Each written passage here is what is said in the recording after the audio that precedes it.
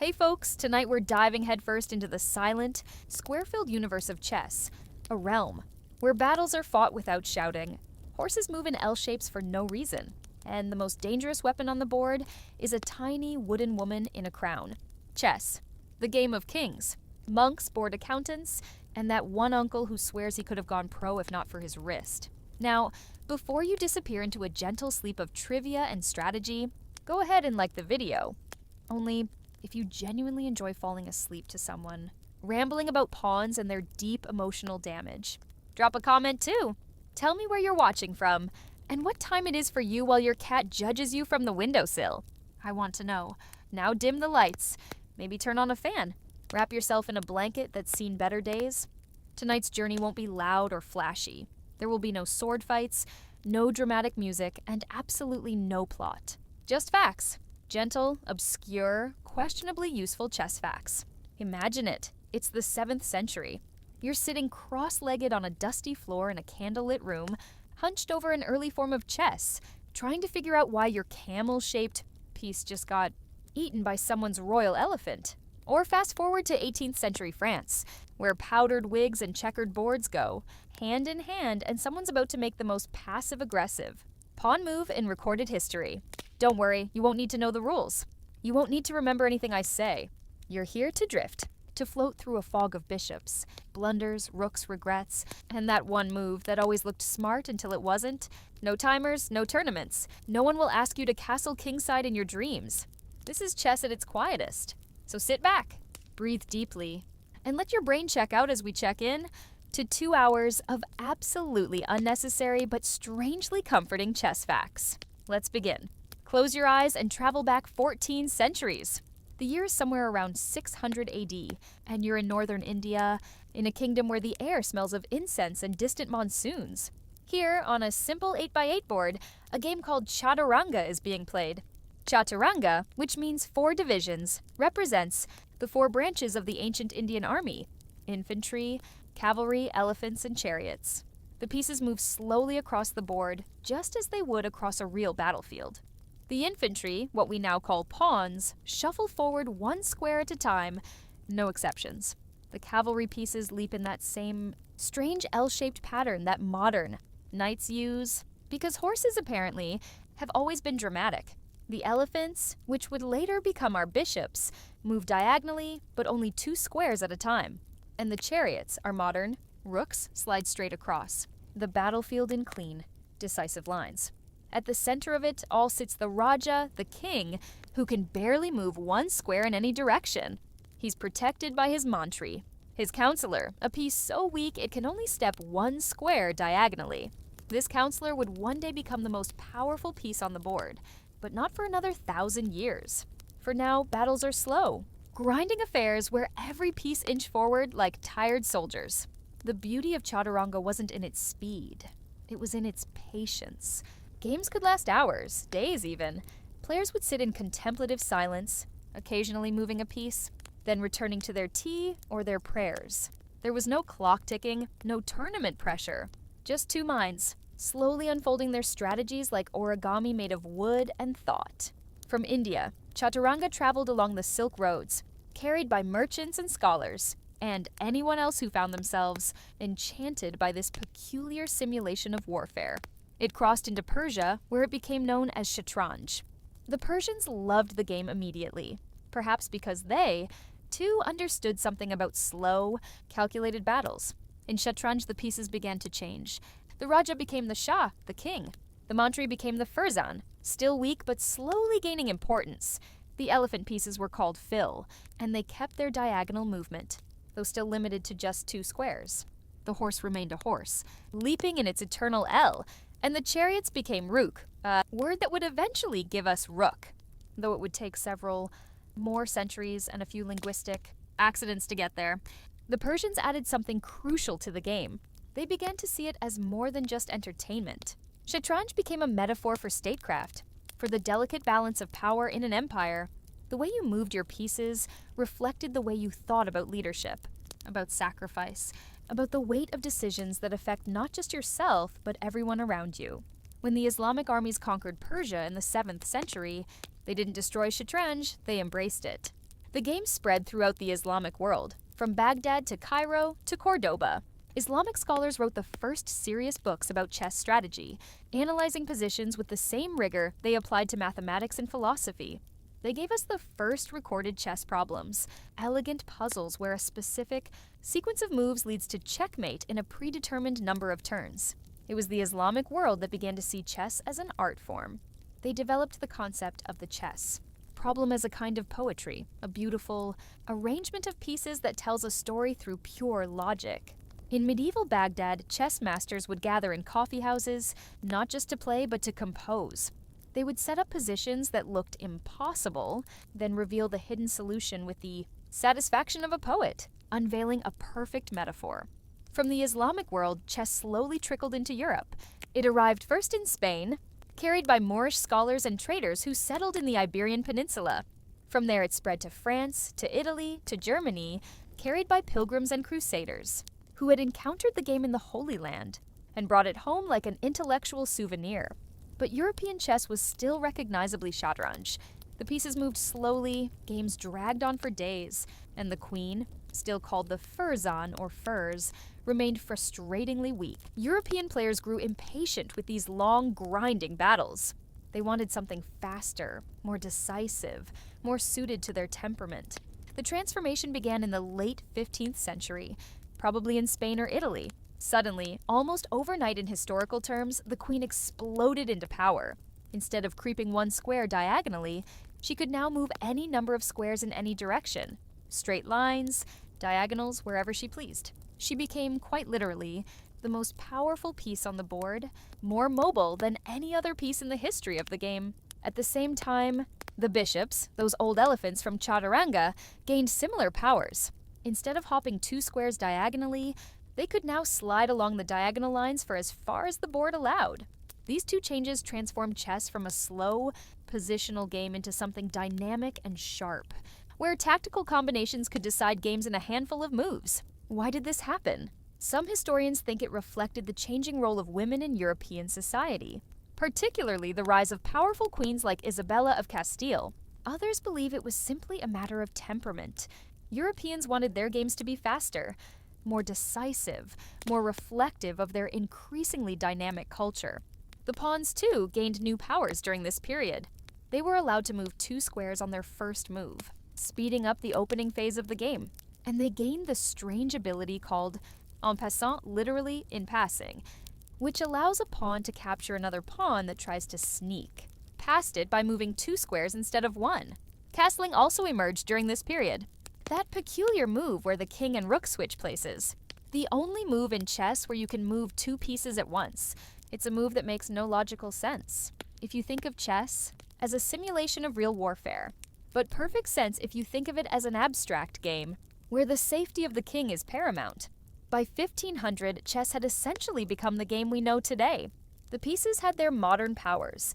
The basic rules were in place, and the transformation from Chaturanga to chess was complete. It had taken nearly 1,000 years, passing through multiple cultures and languages, changing slowly like a river carving its way through stone. But the story of chess was just beginning.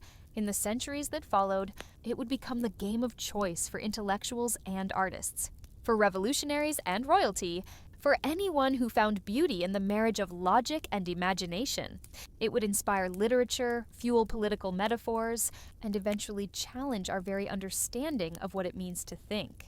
The ancient Indian players sitting cross-legged on their dusty floors could never have imagined that their simple wargame would one day be played by millions of people around the world, analyzed by computers more powerful than they could dream, and broadcast live to audiences who would stay up all night watching 2 masters battle over 64 squares.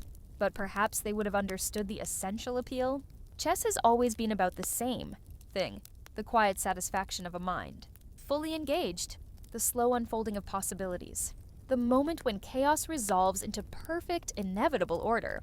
Picture this. It's 1283, and you're sitting in the royal court of Alfonso X of Castile, known to history as Alfonso the Wise. The torches flicker against stone walls, covered in intricate tapestries, and in the center of the room, on a table made of polished mahogany, sits a chess set carved from ivory and jet. The king himself is hunched over the board, his gold-embroidered robe spreading around him like wings, contemplating a position that has held his attention for the better part of an hour. This isn't unusual. Alfonso has just commissioned the first comprehensive book on chess in the Western world, the Libro de los Juegos, the Book of Games, because he believes that chess, more than any other pursuit, reveals the true character of a person. How you play chess, he argues, is how you rule a kingdom. Do you sacrifice your pieces recklessly? Do you think 3 moves ahead or 20? Do you panic under pressure, or do you find the quiet move that solves everything? Alfonso isn't alone in his obsession. Throughout medieval Europe, chess has become the game of choice for anyone with power, money, or pretensions to wisdom. It's played in castles from Scotland to Sicily, in monasteries where monks use it to sharpen their minds between prayers, and in the tents of crusader knights who carry small portable sets into battle. But why chess? Why not dice or cards, or any of the other games that were popular in medieval Europe? The answer lies in what chess represents: controlled warfare, strategic thinking, and the ability to see patterns within chaos. For rulers who spend their days making decisions that affect thousands of lives, chess offers a perfect training ground, a place where the consequences of poor judgment are limited to wooden pieces and wounded pride. Consider Charlemagne, the great Holy Roman Emperor. Legend says he owned a chess set made entirely of gold and silver, with pieces so perfectly crafted that each one was a work of art. When he played chess, it wasn't merely recreation, it was diplomacy. He would invite foreign ambassadors to play, studying their moves for clues about their character and their kingdom's intentions. A player who sacrificed pieces freely might be willing to spend soldiers just as carelessly. A player who protected their king at all costs might be a reliable ally or a coward. The famous chess set that belonged to Charlemagne, or at least the one that's attributed to him, still exists today. The pieces are enormous by modern standards, carved from elephant ivory with exquisite detail. The kings sit on thrones, holding tiny scepters. The queens, though they weren't queens yet, but counselors wear flowing robes and crowns. The bishops, still in their original form as elephants, have riders on their backs carrying spears. Each piece tells a story, and together they create a miniature world of medieval power and pageantry. In Russia, chess became so intertwined with royal culture that it was almost impossible to imagine a noble household without a chess set. Ivan the Terrible was known to play chess obsessively, sometimes for 12 hours at a stretch. He saw the game as a reflection of his own philosophy of rule. The king must be protected at all costs, but every other piece is expendable if it serves the greater strategy. Russian nobles would commission chess sets made from materials that reflected their wealth and status. Amber from the Baltic, jade from Central Asia, silver mine from the Urals. The most famous Russian chess set of all time belonged to Catherine the Great, made from solid gold and encrusted with precious stones. It was less a game than a statement of imperial power. The pawns were tiny soldiers in full military dress, the rooks were detailed fortress towers, and the queen, by now transformed into the most powerful piece on the board, wore a crown of actual diamonds. When foreign dignitaries visited the Russian court, Catherine would often invite them to play on this magnificent set, knowing that the sheer opulence of the pieces would remind them of Russia's wealth and power. But chess in royal courts wasn't always about displays of wealth. Sometimes it was about survival. During the reign of Louis XVI in France, chess became a way for nobles to pass time, while the revolution raged outside their windows. Marie Antoinette was an accomplished player who would spend hours at the chessboard, perhaps finding in its ordered universe a refuge from the chaos that was consuming her world. There's something tragically poetic about the image of the Queen of France, in the months before her execution, moving her wooden queen across a checkered board while real crowds gathered outside demanding her head. Chess also played a role in some of the most important diplomatic negotiations in European history. When Napoleon met with Tsar Alexander I at Tilsit in 1807, the two emperors famously played chess together on a raft in the middle of the Neman River. The game became a metaphor for their negotiations, each move carefully calculated, each exchange of pieces representing a territorial concession or a strategic alliance.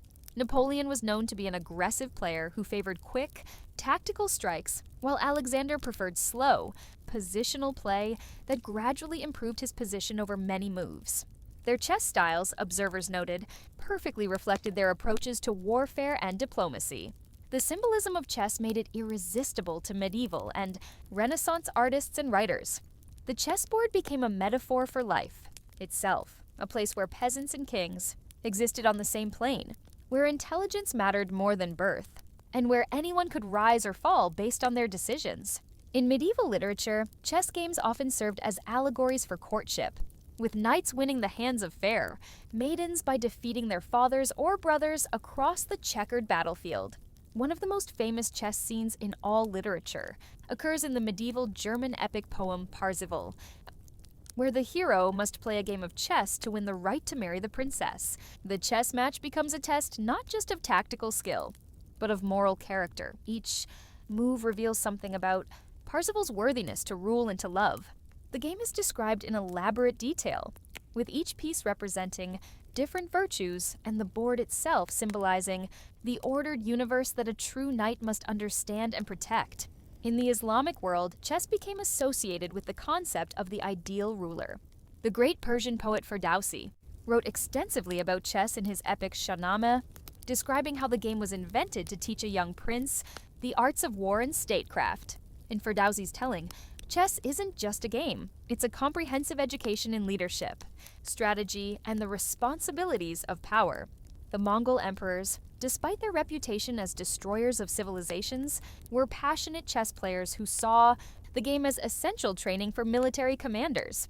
Genghis Khan himself was said to own multiple chess sets and would require his generals to play regularly, believing that the mental discipline required for chess would make them better battlefield tacticians. The Mongols modified the traditional chess, set to include pieces that reflected their own military traditions, horse archers instead of bishops, siege engines instead of rooks. As chess spread throughout the medieval world, it developed different variations that reflected local cultures and values. In Northern Europe, where kingship was often contested and unstable, chess rules evolved to make the king more vulnerable, emphasizing the constant danger that surrounded medieval rulers. In Byzantium, where the emperor was seen as God's representative on earth, chess sets often included religious symbolism, with bishops that looked like actual religious figures and pieces arranged to reflect the divine order of creation. The physical chess sets used in royal courts were often masterpieces of craftsmanship that took years to complete. Master artisans would spend months carving a single piece, using techniques passed down through generations.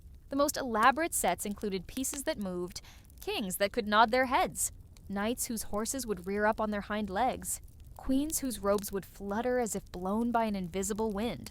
These sets were less games than kinetic sculptures, designed to impress and intimidate as much as to entertain. But perhaps the most interesting aspect of chess in royal courts was how it revealed the personalities and philosophies of the rulers who played it. Some kings were known for their patient, defensive style, building impregnable positions and waiting for their opponents to make mistakes. Others favored wild, sacrificial attacks that either won brilliantly or failed spectacularly. Still others were famous for their endgame technique, grinding out victories from seemingly drawn positions through pure technique and determination. Chess became, in effect, a second language for medieval diplomacy. Mooti so, way for rulers to communicate with each other without words, to test each other's resolve and intelligence, and to conduct negotiations on a level that transcended politics and entered the realm of pure mind. In a world where words could be lies and treaties could be broken, a chess game revealed truth, how someone thought, how they handled pressure, how they balanced aggression with caution, risk with reward. The legacy of royal chess continues to this day. When world leaders meet for summits and state visits, chess sets are often given as diplomatic gifts, carrying on a tradition that stretches back more than 1,000 years. The game that began in ancient India as a simple war simulation has become one of humanity's most enduring metaphors for strategy, wisdom, and the eternal struggle between order and chaos. Let's drift now into the realm of pure artistry, where chess transcends game playing and becomes sculpture, where every piece is a tiny masterpiece, and every board is a canvas for human creativity. Close your eyes and imagine walking through a museum dedicated entirely to chess sets, room after room of the most beautiful objects ever created for the simple purpose of moving pieces around a checkered board. In the first room, under soft spotlights and protective glass, sit the Lewis chessmen, perhaps the most famous chess pieces in the world. Discovered in 1831 on the remote Isle of Lewis in Scotland's Outer Hebrides, these 1,200-year-old pieces were carved from walrus ivory and whale teeth by Norse craftsmen who understood that beauty and function could be perfectly married. Each piece tells a story. The kings sit on elaborate thrones, their beards flowing down their chests, their eyes wide with the weight of command. The queens, still called counselors in the medieval period, hold their heads in their hands in poses of deep contemplation, as if they're perpetually thinking 3 moves ahead. The bishops, recognizable as actual religious figures rather than the abstract pieces we know today, wear detailed vestments and carry ceremonial staffs. But it's the berserkers, the rook pieces, that capture the imagination. These wild warriors bite their shields in the fury of battle, their faces contorted with a kind of ecstatic rage that makes them seem almost alive under the museum lights. What makes the Lewis chessmen so captivating isn't just their age or their craftsmanship, it's their humanity. These aren't abstract symbols, but recognizable people, each with their own personality carved into ivory. The pawns are simple foot soldiers carrying shields and spears, but even they have individual faces, individual expressions. You get the sense that the unknown Norse carver knew each of these characters personally, that somewhere in his memory lived a real king who sat just like this, a real queen who contemplated problems with exactly this gesture. Move to the next room, and you'll find chess, sets that push the boundaries of what's possible in terms of materials and craftsmanship. Here sits a set commissioned by Tsar Nicholas II and created by the House of Fabergé, the same artisans who created the famous Fabergé eggs. This chess set is made from gold and silver, with each piece encrusted with precious stones. The white pieces gleam with diamonds and pearls, while the black pieces are set with onyx and obsidian. The board itself is a work of art, alternating squares of mother-of-pearl and ebony with a border of intricate gold filigree that depicts scenes from Russian military history. But what's remarkable about the Fabergé chess set isn't just its value, it's the attention to detail that makes each piece a tiny sculpture. The horses' manes flow with realistic movement. The king's robes are decorated with patterns, so fine they require a magnifying glass to appreciate fully. And the pawns, representing Cossack soldiers, wear uniforms that are historically accurate down to the buttons on their coats. This is a chess set that was never meant to be played with, only admired, a testament to the Russian imperial court's belief that even games should be elevated to the level of high art. In another corner of this imaginary museum, you'll find chess sets that reflect the artistic movements of their times. There's a Bauhaus-inspired set from 1920s Germany, where each piece is reduced to its geometric essence. The king is a simple cylinder topped with a cross, the queen a cylinder with a small sphere, the bishops triangular prisms that somehow still suggest religious authority through pure form. This set embodies the Bauhaus philosophy that beauty lies in function. That unnecessary decoration is a kind of lie. Every piece is exactly what it needs to be and nothing more. Nearby sits a chess set designed by the surrealist artist Max Ernst, where the pieces seem to have been pulled from dreams and nightmares. The kings are elongated figures with multiple faces. The queens are bird-like creatures with flowing wings, and the pawns are small, abstract forms that suggest both human figures and alien geometries. Playing with this set would be like playing chess in Salvador. Dali's imagination, logical, but somehow divorced from everyday reality. The museum's modern art section contains chess sets that challenge our very understanding of what chess pieces should look like. There's one set made entirely from twisted metal wire, where each piece is defined by its negative space rather than its solid form. Another is carved from single blocks of different colored stones, marble, granite, obsidian, with the pieces emerging from the rock as if they were always there, waiting to be discovered. One of the most unusual sets in the collection was created by the Japanese artist Noguchi. Pieces that look more like abstract sculptures than chess figures, but which somehow retain the essential character of their traditional counterparts. The king is a tall, slim tower that suggests authority through height and presence. The queen is a complex, multifaceted form that seems to move even when it's standing still. The bishops are curved forms that evoke spirituality without depicting any specific religious imagery.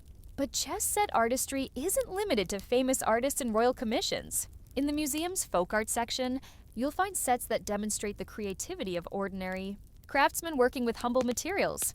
There's a set carved entirely from soap by a prisoner during World War II, each piece a tiny masterpiece of improvisation and hope. Another set was whittled from driftwood by a lighthouse keeper. During long winter nights, the pieces smooth from years of handling, their surfaces worn into a patina that speaks of countless games played in solitude. The themed chess sets occupy their own wing of the museum. Here you'll find the Harry Potter chess set, where the pieces are recognizable characters from the series. Harry as a pawn, Hermione as the queen, Voldemort as the opposing king. The Civil War chess set features Union and Confederate soldiers in historically accurate uniforms, turning each game into a reenactment of America's bloodiest conflict. The medieval castle set includes pieces that are perfect. Miniatures of knights in armor, bishops in elaborate vestments, and pawns that look like they stepped out of an illuminated manuscript. One of the most impressive themed sets is the Ancient Egyptian collection, where each piece represents a different deity or historical figure. The pharaoh sits as the king, the queen Nefertiti as his consort, the bishops are high priests of different gods, and the pawns are ordinary Egyptian soldiers. The board itself is decorated with hieroglyphs that tell the story of an actual battle, fought during the reign of Ramesses II. In the museum's contemporary section, you'll find chess sets that incorporate modern technology and materials. There's a set made from recycled computer components, where the pieces are assembled from circuit boards and processors, turning electronic waste into art. Another set uses LEDs embedded in transparent plastic, so the pieces glow with different colors, and can even be programmed to light up to show legal moves or highlight tactical patterns. One of the most innovative modern sets uses magnetic levitation. The pieces literally float above the board, held in place by carefully calibrated magnetic fields. Moving a piece requires pushing it through the air to its new square, where it settles into position with a satisfying click as the magnets engage. It's chess elevated to the level of science fiction, a game that looks like it belongs on a starship rather than in a living room. The museum's final room contains chess sets that push the boundaries of scale and ambition. There's a giant outdoor set with pieces carved from stone, each one the size of a person, designed to be played on a courtyard-sized board. Moving the pieces requires physical strength as well as mental agility, turning chess into a kind of athletic event. At the other extreme, there's a microscopic chess set created by nanotechnology researchers, with pieces so small they can only be seen under an electron microscope. Each piece was assembled atom by atom, a demonstration of humanity's ability to create beauty and meaning at any scale, no matter how small. But perhaps the most moving sets in this imaginary museum are the personal ones. The simple wooden sets, carved by fathers for their children, the travel sets worn smooth by thousands of games, the magnetic sets used by blind players, their surfaces marked with raised dots and textures that allow the game to be played entirely by touch. These sets may not be made from precious materials or crafted by famous artists, but they carry something equally valuable: the accumulated weight of human connection, the memory of all the games played, all the lessons learned, all the quiet moments of concentration and discovery. Each chess set, from the most elaborate royal commission to the simplest handmade pieces, represents the same fundamental human impulse: the desire to transform a purely functional object into something beautiful, to elevate a simple game into an expression of creativity and craftsmanship. In a world where so many objects are mass-produced and disposable, chess sets remind us that beauty and utility can coexist, that even games can be occasions for art. There's a moment in every chess game. Maybe you felt it yourself, or maybe you've seen it in the face of someone deep in thought, when the chaos of possibilities suddenly crystallizes into perfect, inevitable logic. It's like watching a complex mathematical proof unfold, or seeing the hidden pattern in a piece of music, or suddenly understanding why a poem had to end with exactly those words. Chess, more than any other game, exists at the intersection of logic and beauty, where pure reason becomes an art form. Let's begin with the board itself. That simple 8x8 grid that has captivated human minds for over 1,000 years. At first glance, it seems almost too simple. 64 squares, alternating light and dark, arranged in perfect symmetry. But within this geometric simplicity lies a universe of mathematical complexity that would take multiple lifetimes to explore completely. Consider the total number of possible chess games. This isn't a question with a simple answer. We're not talking about the number of possible positions, which is already astronomical, but the number of different ways a complete game could unfold. Mathematicians estimate this number to be somewhere around 10 to the power of 120. To put this in perspective, the total number of atoms in the observable universe is estimated at around 10 to the power of 80. There are more possible chess games than there are atoms in the universe. Perhaps more possible games than there are atoms in multiple universes. This mathematical infinity is contained within a board you can hold in your hands, a set of pieces that fit in a small box. It's like discovering that your backyard contains a portal to infinite dimensions, that the familiar conceals the incomprehensibly vast. But chess isn't just mathematically complex, it's mathematically beautiful. The game exhibits patterns and symmetries that seem to emerge from some deeper order, as if the rules weren't invented by humans but discovered, like the laws of physics or the principles of geometry. Take the knight's move, that strange L-shaped jump that seems arbitrary until you begin to see its deeper logic. A knight can reach any square on the board from any other square, but it does so in a pattern that creates a kind of spiral dance. If you trace a knight's path as it visits every square on the board, exactly once, a pattern called a knight's tour, you create a beautiful, geometric design that looks like a mathematical mandala. The bishop's diagonal movement creates its own form of beauty. Two bishops on opposite colored squares can never meet, never interact directly, like parallel lines in Euclidean geometry. But place them on the same color, and they can control the entire board together. Their diagonal rays intersecting and reinforcing each other in patterns that shift and flow as the game progresses. The queen's movement combines the straight lines of the rook with the diagonals of the bishop, creating a piece whose range of influence is almost musical in its complexity. From the center of the board, a queen can reach 27 different squares in a single move, almost half the entire board. But from a corner, she can reach only 21 squares. This asymmetry isn't a flaw in the game's design, but a feature that creates strategic depth, making the center squares more valuable and establishing the fundamental chess principle that controlling the center controls the game. Pawns, those humble foot soldiers, exhibit perhaps the most beautiful logic of all. They can only move forward, never backward, a rule that creates irreversible decisions and ensures that every pawn move is a commitment to a particular future. But when a pawn reaches the end of the board, it transforms into any other piece, usually a queen. This metamorphosis turns the weakest piece into the strongest, embodying a kind of mathematical fairy tale, where persistence and progress are rewarded with transformation. The concept of tempo in chess reveals another layer of the game's hidden logic. Tempo isn't about speed, it's about efficiency, about accomplishing your goals with the minimum number of moves necessary. A player who moves the same piece twice in the opening while their opponent develops new pieces is losing tempo, wasting the resource of time in a game where every move matters. This creates a beautiful paradox. Sometimes, the best move is the one that does nothing obvious, that simply improves your position slightly while maintaining all your options. These quiet moves, called improving or prophylactic moves, represent chess logic at its most refined, the understanding that sometimes the most powerful action is patient preparation.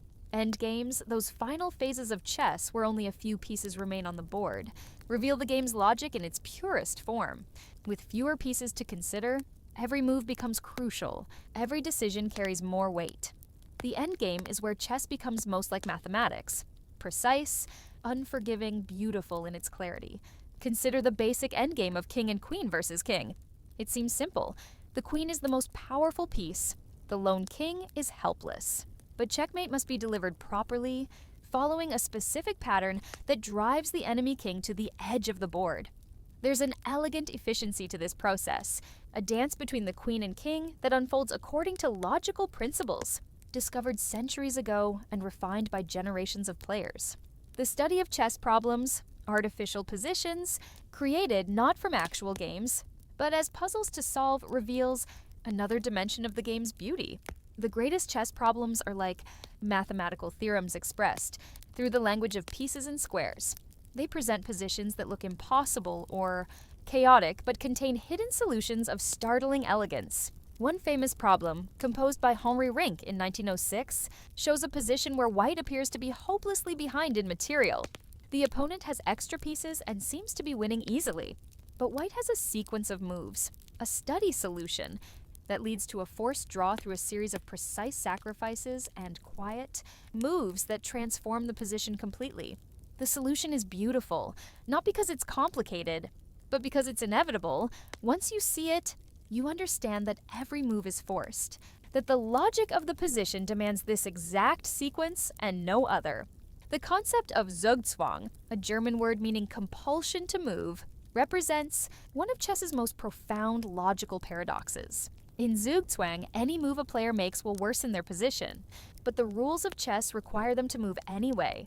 It's a situation where having the initiative becomes a disadvantage, where the normal advantage of making the next move becomes a curse.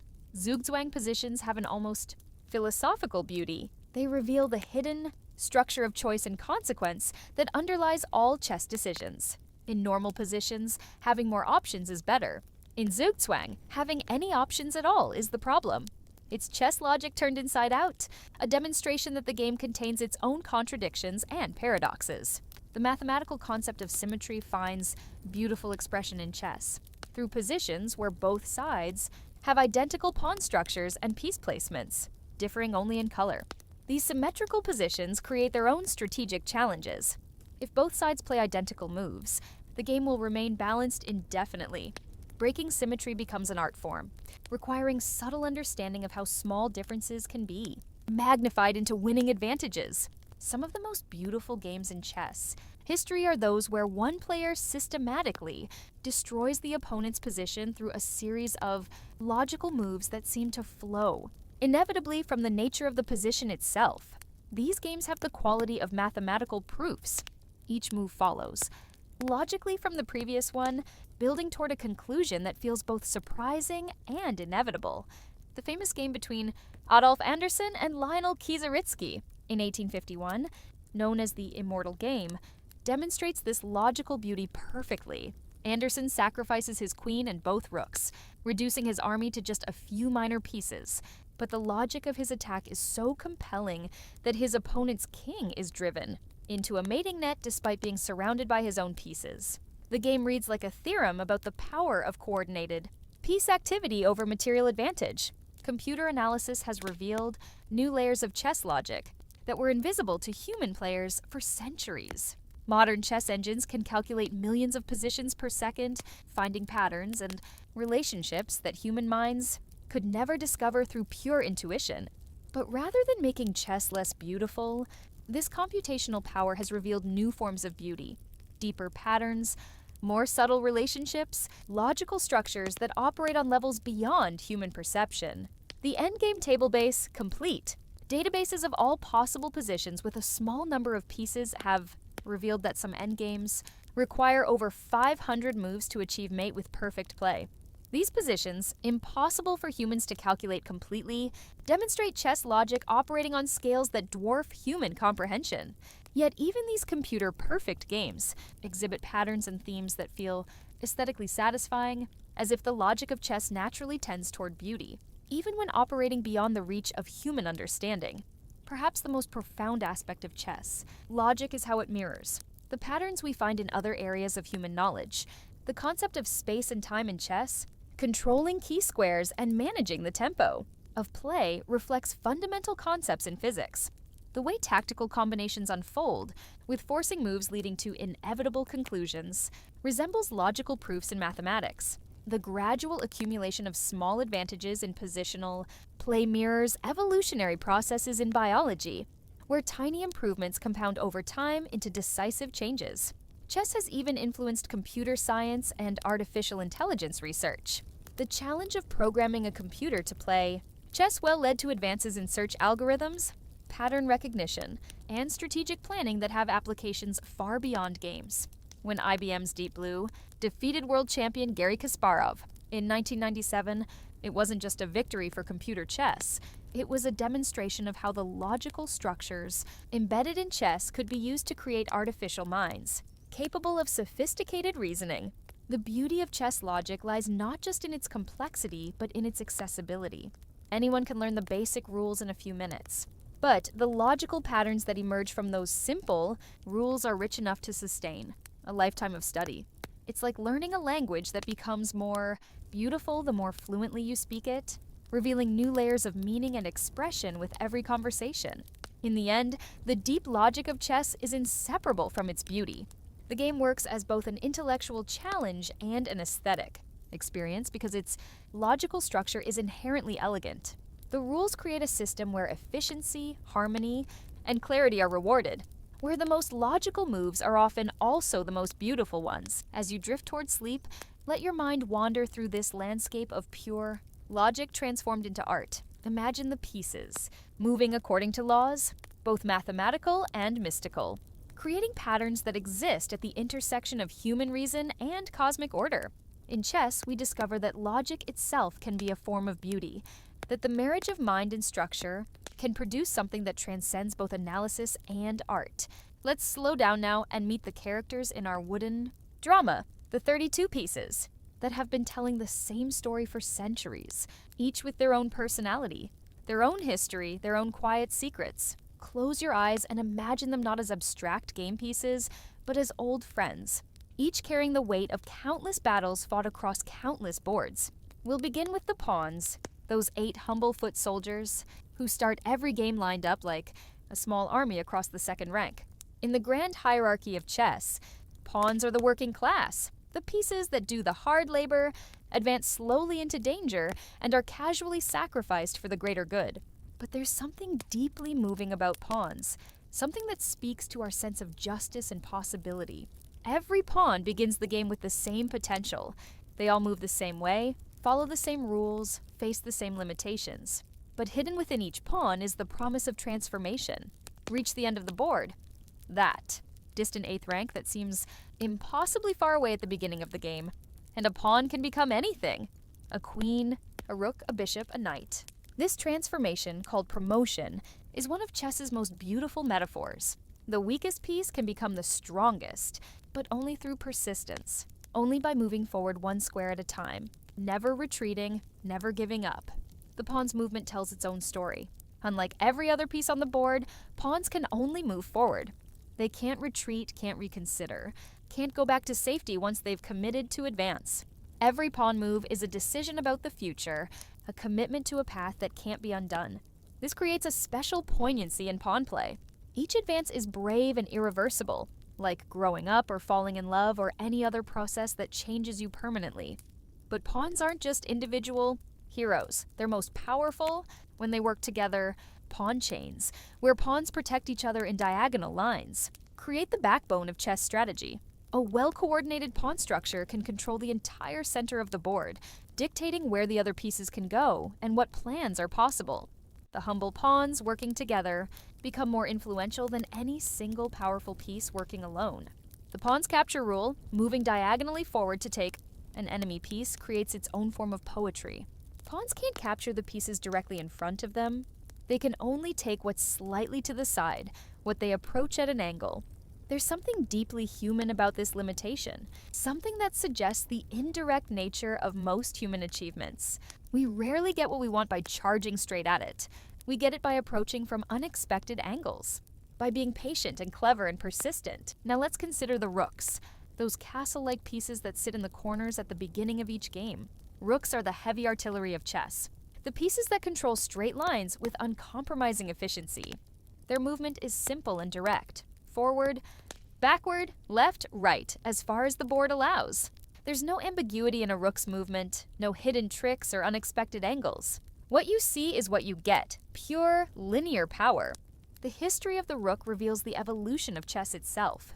In the original Indian game of chaturanga, these pieces were called chariots, the heavy cavalry of ancient warfare, used to break enemy lines and control large areas of the battlefield.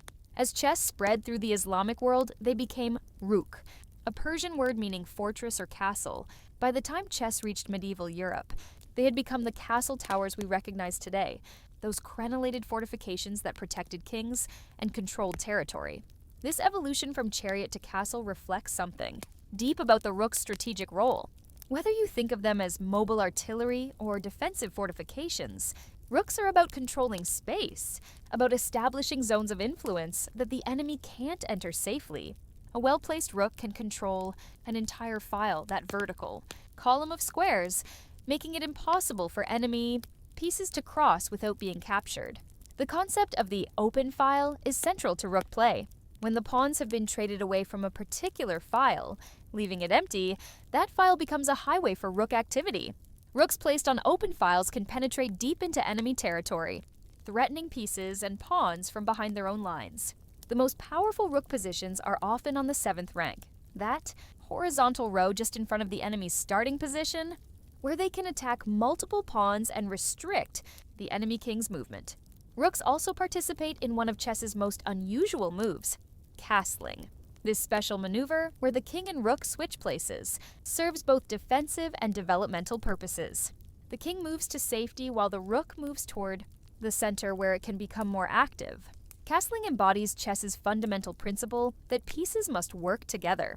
Neither the king nor the rook can castle alone, and the move is only legal if neither piece has moved previously and if the squares between them are empty and safe. The bishops, those pieces that glide along diagonal lines, carry perhaps the richest history of any chess piece. In the original chaturanga, they were elephants, the heavy cavalry of ancient Indian armies, moving diagonally because that's how war elephants were thought to charge into battle. As chess spread through the Islamic world, they became filsan, a word that still means elephant in Arabic, but their movement remained diagonal and limited. When chess reached medieval Europe, these elephant pieces transformed into bishops, reflecting the important role of the church in medieval society. But this wasn't just a cosmetic change, it reflected a deeper understanding of what these pieces represented. Bishops, like their religious counterparts, operate from a distance, exerting influence across long diagonals, controlling squares they may never physically occupy. The bishop's movement creates its own form of chess poetry. Each bishop is forever confined to squares of one color, light squares or dark squares, never both. This limitation creates a fundamental asymmetry in chess, a built-in tension between the light-squared and dark-squared complexes. A bishop that controls important light squares can never directly challenge a bishop that controls dark squares, creating a form of peaceful coexistence that can be strategically exploited. The concept of good and bad bishops reveals another layer of diagonal strategy. A bishop is considered good when its movement isn't blocked by its own pawns, when it has long, clear diagonals to work with. A bad bishop is hemmed in by its own pawn structure, reduced to passive defense of pieces and squares. The quality of a bishop often determines the character of an entire position. Good bishops create dynamic, tactical possibilities, while bad bishops lead to static, grinding positions where patience matters more than calculation. Bishop pairs having both bishops while the opponent has traded one away provide a particular type of advantage that becomes more pronounced as the position opens up.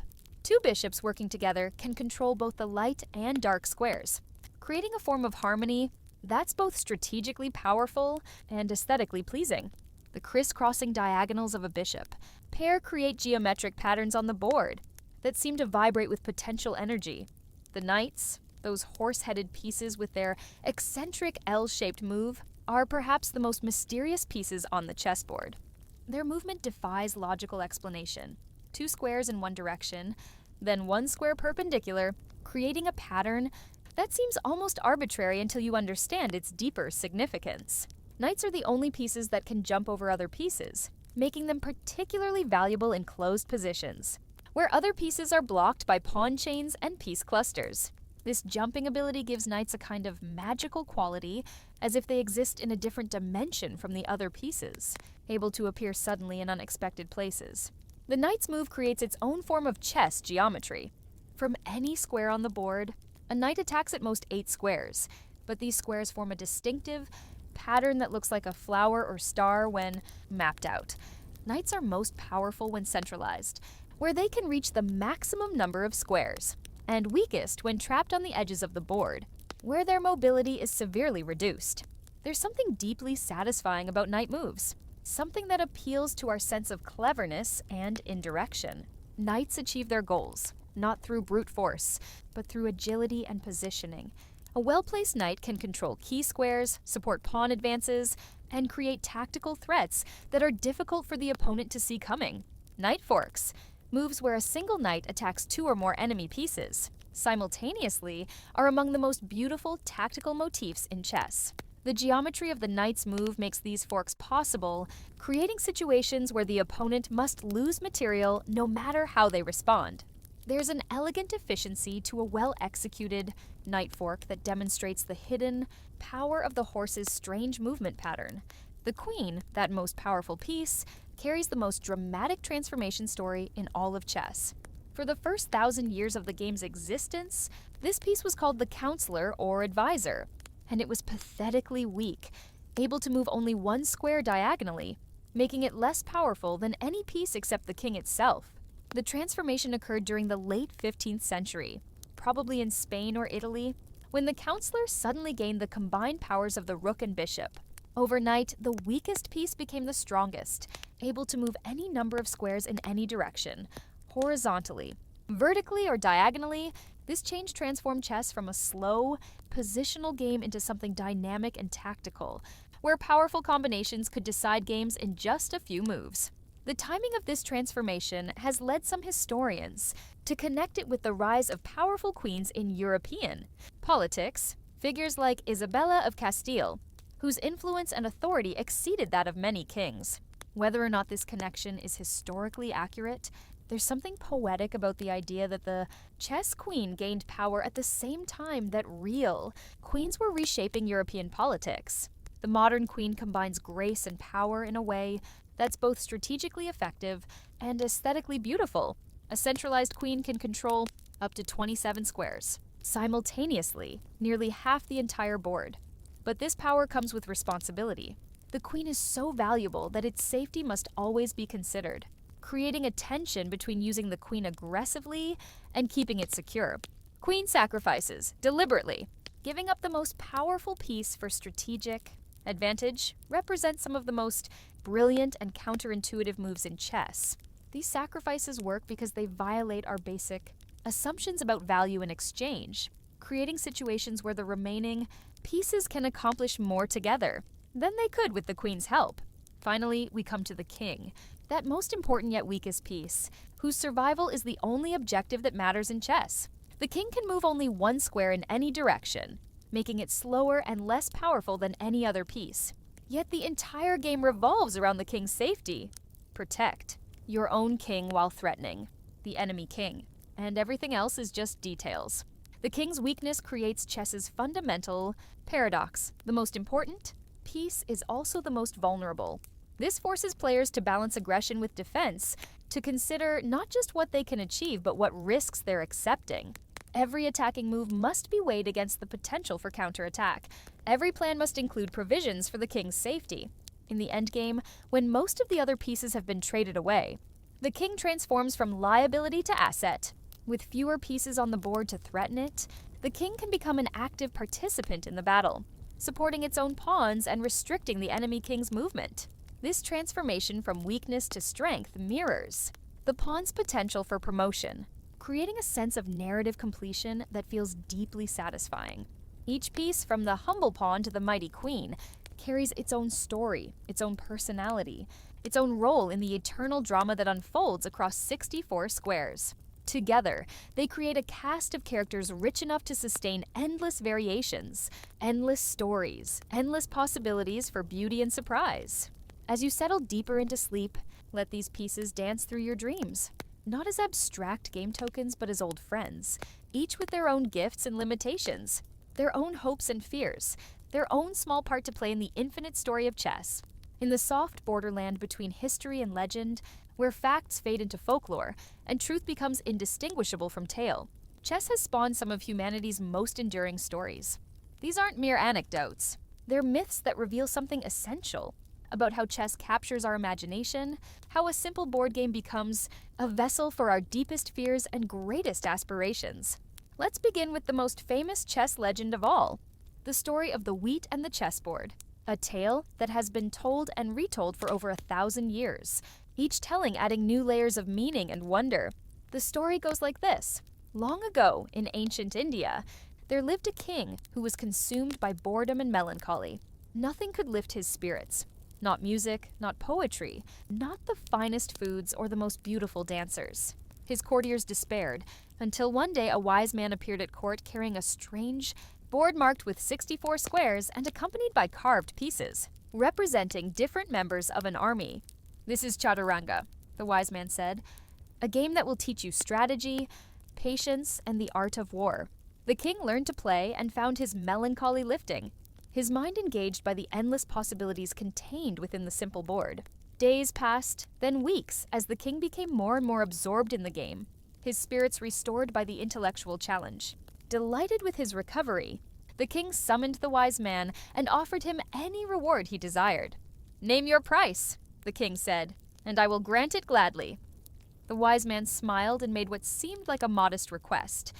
"I desire only grain, your majesty. Place 1 grain of wheat on the first square of the chessboard, 2 grains on the second square, 4 grains on the third, and continue doubling the amount for each square until all 64 squares are filled."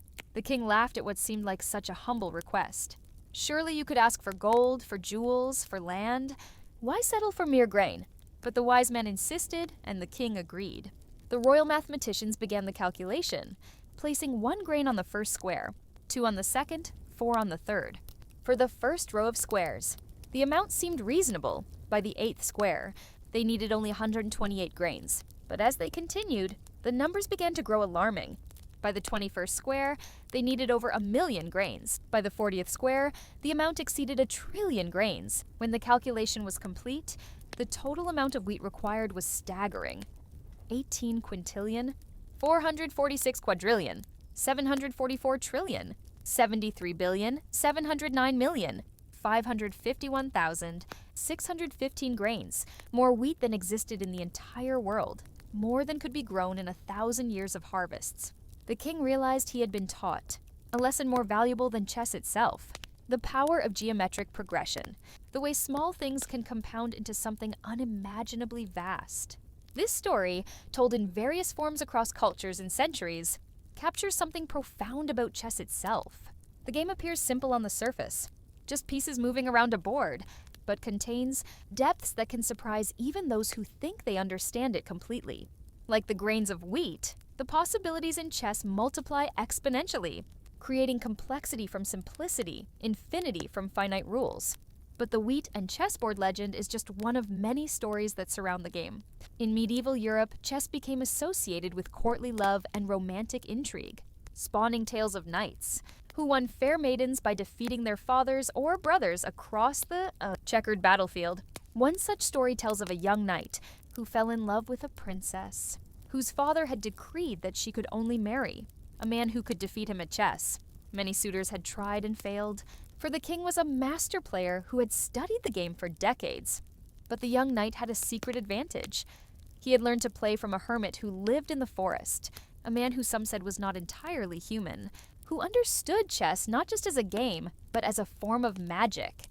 The knight challenged the king to a match that lasted 3 days and 3 nights. The pieces seemed to move of their own accord. The board itself appeared to glow with an inner light, and spectators reported seeing visions in the patterns of the pieces, glimpses of future battles, images of long-dead heroes, prophecies written in the language of squares and moves. On the 3rd night, with both players exhausted and the game hanging in perfect balance, the knight made a move so beautiful, so unexpected that the king immediately recognized it as the product of genius or supernatural intervention. The king conceded the game and gave his blessing to the match, but he always wondered whether his daughter had married a man or something more mysterious. From Paris comes the legend of the Café de la Régence phantom game, a story that supposedly took place in the famous chess café during the 18th century. The Café de la Régence was the center of Parisian chess culture, where the greatest players of the age would gather to play, analyze, and argue late into the night. It was here that Philidor, the greatest player of his era, would give simultaneous exhibitions, playing dozens of opponents at once. But one winter night in 1783, something unusual happened. A stranger appeared at the café just before closing time. A tall, pale man dressed in black, who spoke with an accent no one could identify. He challenged anyone present to a game, offering to play for stakes that seemed impossibly high. Not money, but years of life itself. Most of the players laughed off what seemed like an elaborate joke. But one man, a regular at the cafe, who was known for his reckless gambling, accepted the challenge. They sat down to play as snow began to fall outside, and what followed was unlike any chess game witnessed before or since. The stranger played moves that seemed to violate the very laws of chess. Pieces that flickered between squares, combinations that defied logical analysis, gambits that appeared to be mistakes until they revealed themselves as strokes of genius. The game lasted until dawn, and when the final move was played, the regular player had aged visibly. His hair turned white, his face lined with years that hadn't been there when the game began. The stranger collected his winnings, not money, but something more precious, and vanished into the morning mist, never to be seen again. The regular player lived for several more years, but he never played chess again, and those who knew him said he seemed to be living, with the knowledge of when his time would come, as if the phantom game had shown him his own future written in the movement of pieces across a board. Lewis Carroll's Through the Looking Glass gave us perhaps the most famous literary chess game of all time. Alice's journey through the mirror world is structured as a giant chess game, with Alice herself playing the role of a pawn, attempting to reach the 8th rank and become a queen.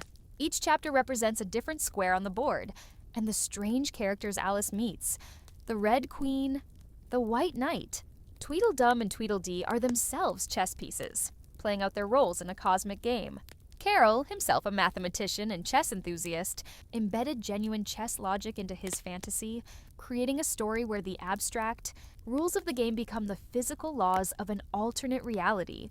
Alice's gradual understanding of her role in the game mirrors every chess player's growing comprehension of the patterns and principles that govern piece, movement, and strategic thinking. The story works on multiple levels, as children's literature, as mathematical allegory, and as a meditation on the nature of games themselves. Alice's confusion about the rules, her frustration with the arbitrary seeming restrictions placed on her movement, her eventual triumph.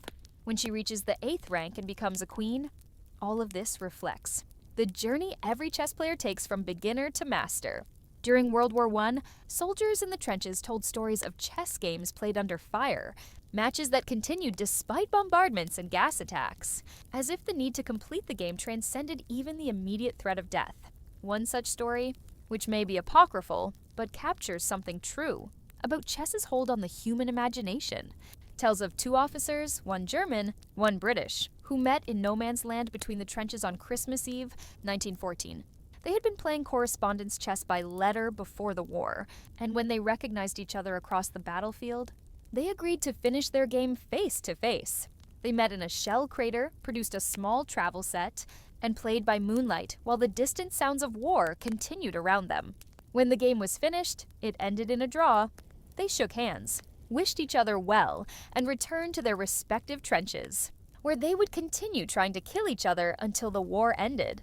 Whether or not this story is literally true, it captures something essential about chess's ability to create connections that transcend national boundaries, political differences, and even the brutal realities of war.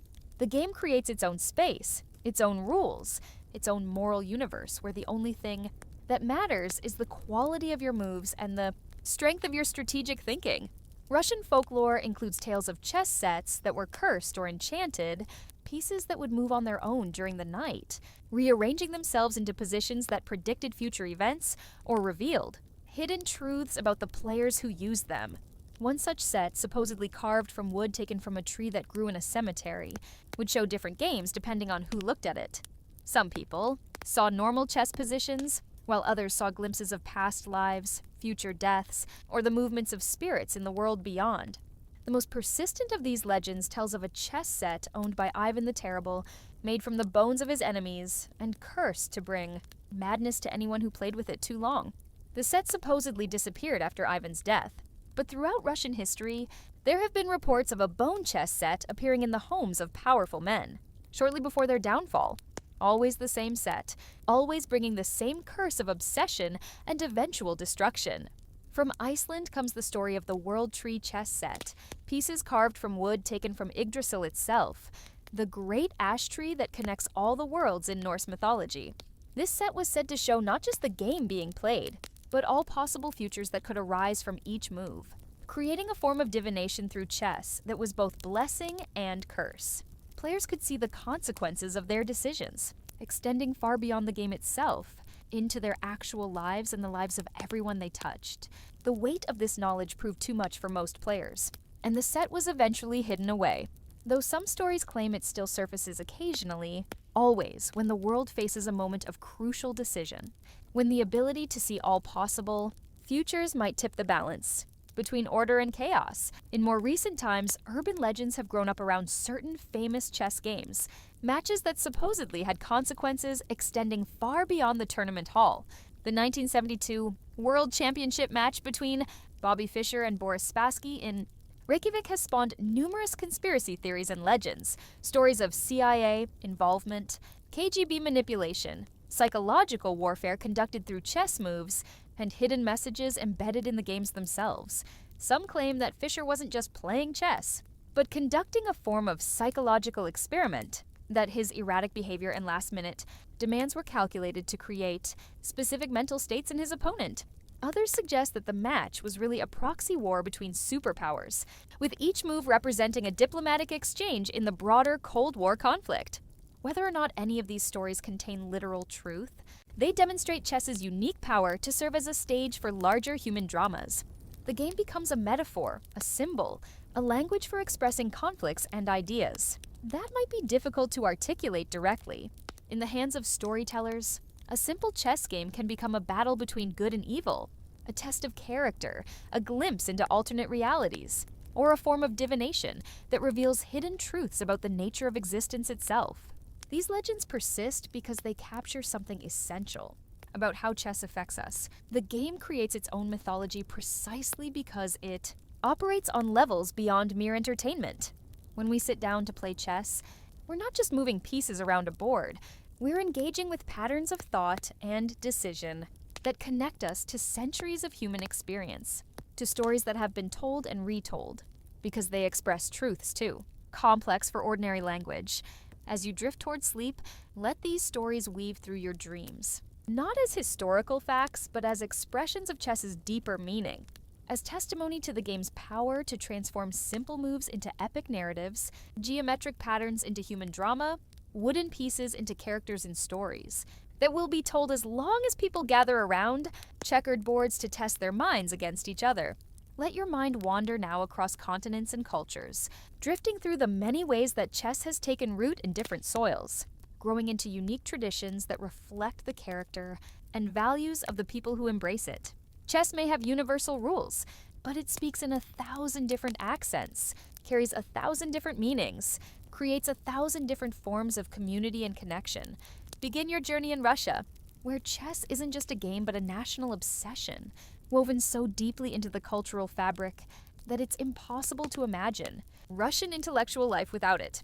In the Soviet era, chess became a symbol of ideological superiority, proof that the communist system could produce minds capable of mastering the most complex games. The state invested heavily in chess education, creating a system of training that identified talented children early and gave them access to the world's best coaches and training facilities. This systematic approach produced a golden age of Soviet chess that lasted for decades. Names like Botvinnik, Petrosian, Spassky, Karpov, and Kasparov became household words not just in Russia, but around the world. Chess schools were established in every major city, and chess instruction became part of the standard curriculum in many schools.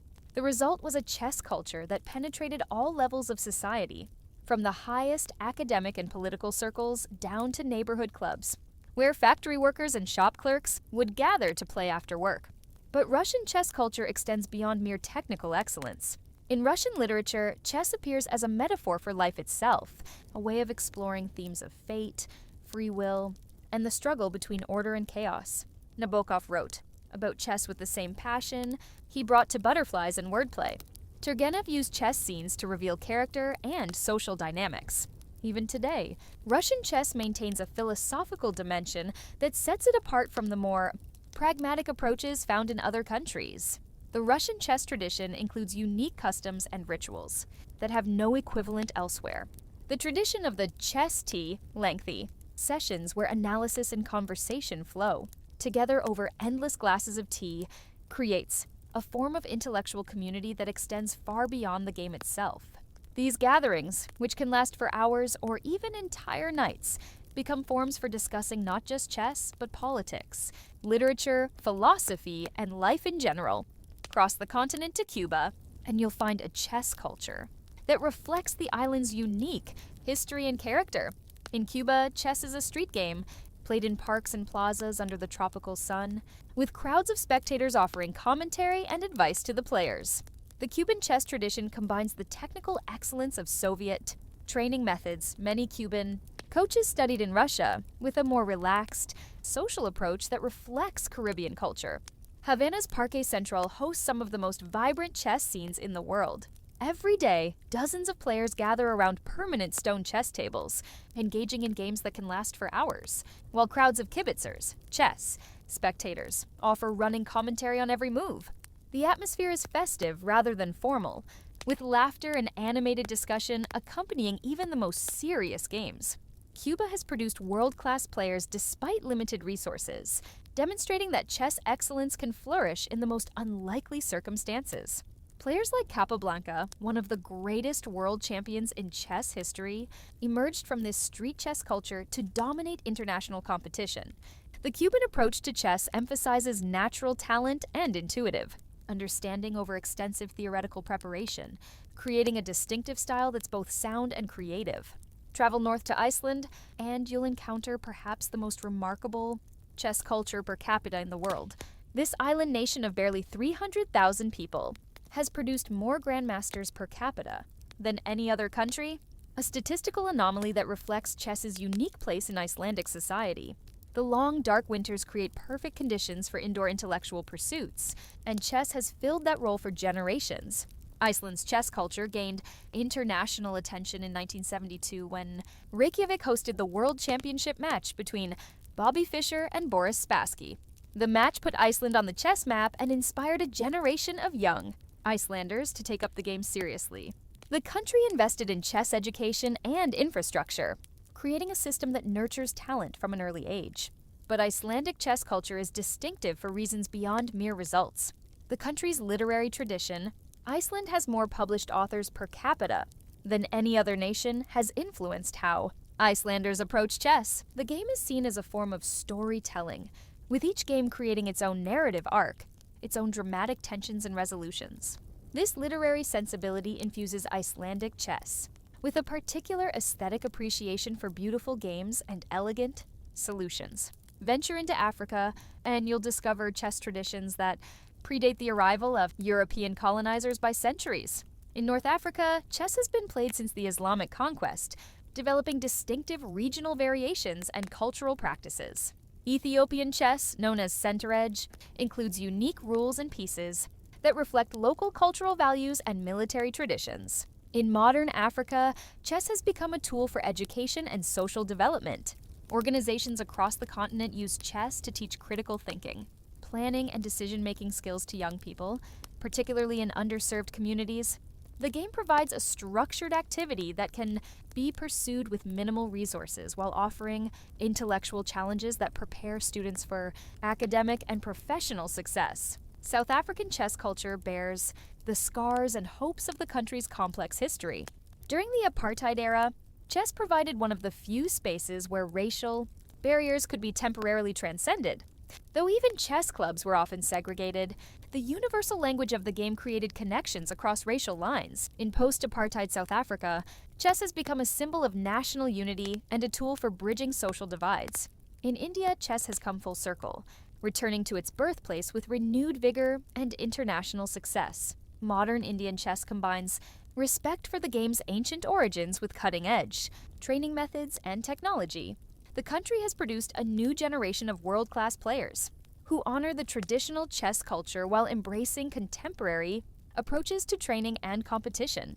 Indian chess culture emphasizes the spiritual and philosophical dimensions of the game. Many Indian players approach chess as a form of meditation, a way of training the mind to achieve clarity and focus. This spiritual approach doesn't diminish the competitive aspect of the game, but adds a dimension that's often missing in purely result-oriented chess cultures. The concept of sadhana, disciplined spiritual practice, influences how serious Indian chess players approach their training. Daily practice becomes not just preparation for competition, but a form of personal development, a way of cultivating mental qualities that extend far beyond chess into all areas of life. In China, chess exists alongside Xiangqi, Chinese chess, creating a unique dual chess culture where players often master both games. This gives Chinese chess players a distinctive perspective on strategy and tactics, as the different rules and piece movements in Xiangqi provide alternative ways of thinking about similar strategic concepts. Chinese chess culture emphasizes systematic study and preparation, reflecting broader cultural values about education and self-improvement. Chinese chess schools are known for their rigorous training methods and comprehensive theoretical preparation. This systematic approach has produced rapid improvement in Chinese chess performance on the international stage. But Chinese chess culture also includes more informal traditions, particularly in public parks where elderly players gather daily for social games. These park chess scenes create intergenerational connections, with young players learning from experienced masters in settings that emphasize enjoyment and community, as much as improvement. In the Philippines, chess has become deeply embedded in the national culture, producing world-class players and creating a chess-playing population that extends across all social and economic levels. Filipino chess culture combines Asian respect for masters and systematic study with a more relaxed, social approach that makes the game accessible to everyone. The Philippines has produced numerous international masters and grandmasters, but perhaps more importantly, it has created a chess culture where the game serves as a social lubricant, bringing people together across class and regional divisions. Chess is played in shopping malls, on street corners, in schools, and in homes, creating a shared cultural experience that unites the diverse Filipino population. European chess cultures each have their own distinctive characteristics. German chess emphasizes theoretical understanding and systematic analysis, reflecting broader German cultural values about thoroughness and precision. French chess maintains connections to the game's artistic and aesthetic dimensions, viewing beautiful games as works of art worthy of study and appreciation. Dutch chess culture is known for its creativity and unconventional approaches, producing players who favor original ideas over established theory. This innovative spirit reflects broader Dutch cultural values about independence and creative thinking. Scandinavian chess cultures, Norwegian, Swedish, and Danish, tend to emphasize equality and accessibility, creating chess environments where social hierarchies are minimized and players of all levels can find welcoming communities. British chess culture maintains its own traditions and character, influenced by the country's role in developing modern tournament. Chess and chess journalism. British chess clubs often retain formal traditions that reflect broader British cultural values about fair play and proper conduct. Each of these chess cultures creates its own forms of community, its own ways of passing knowledge from generation to generation, its own understanding of what chess means and why it matters.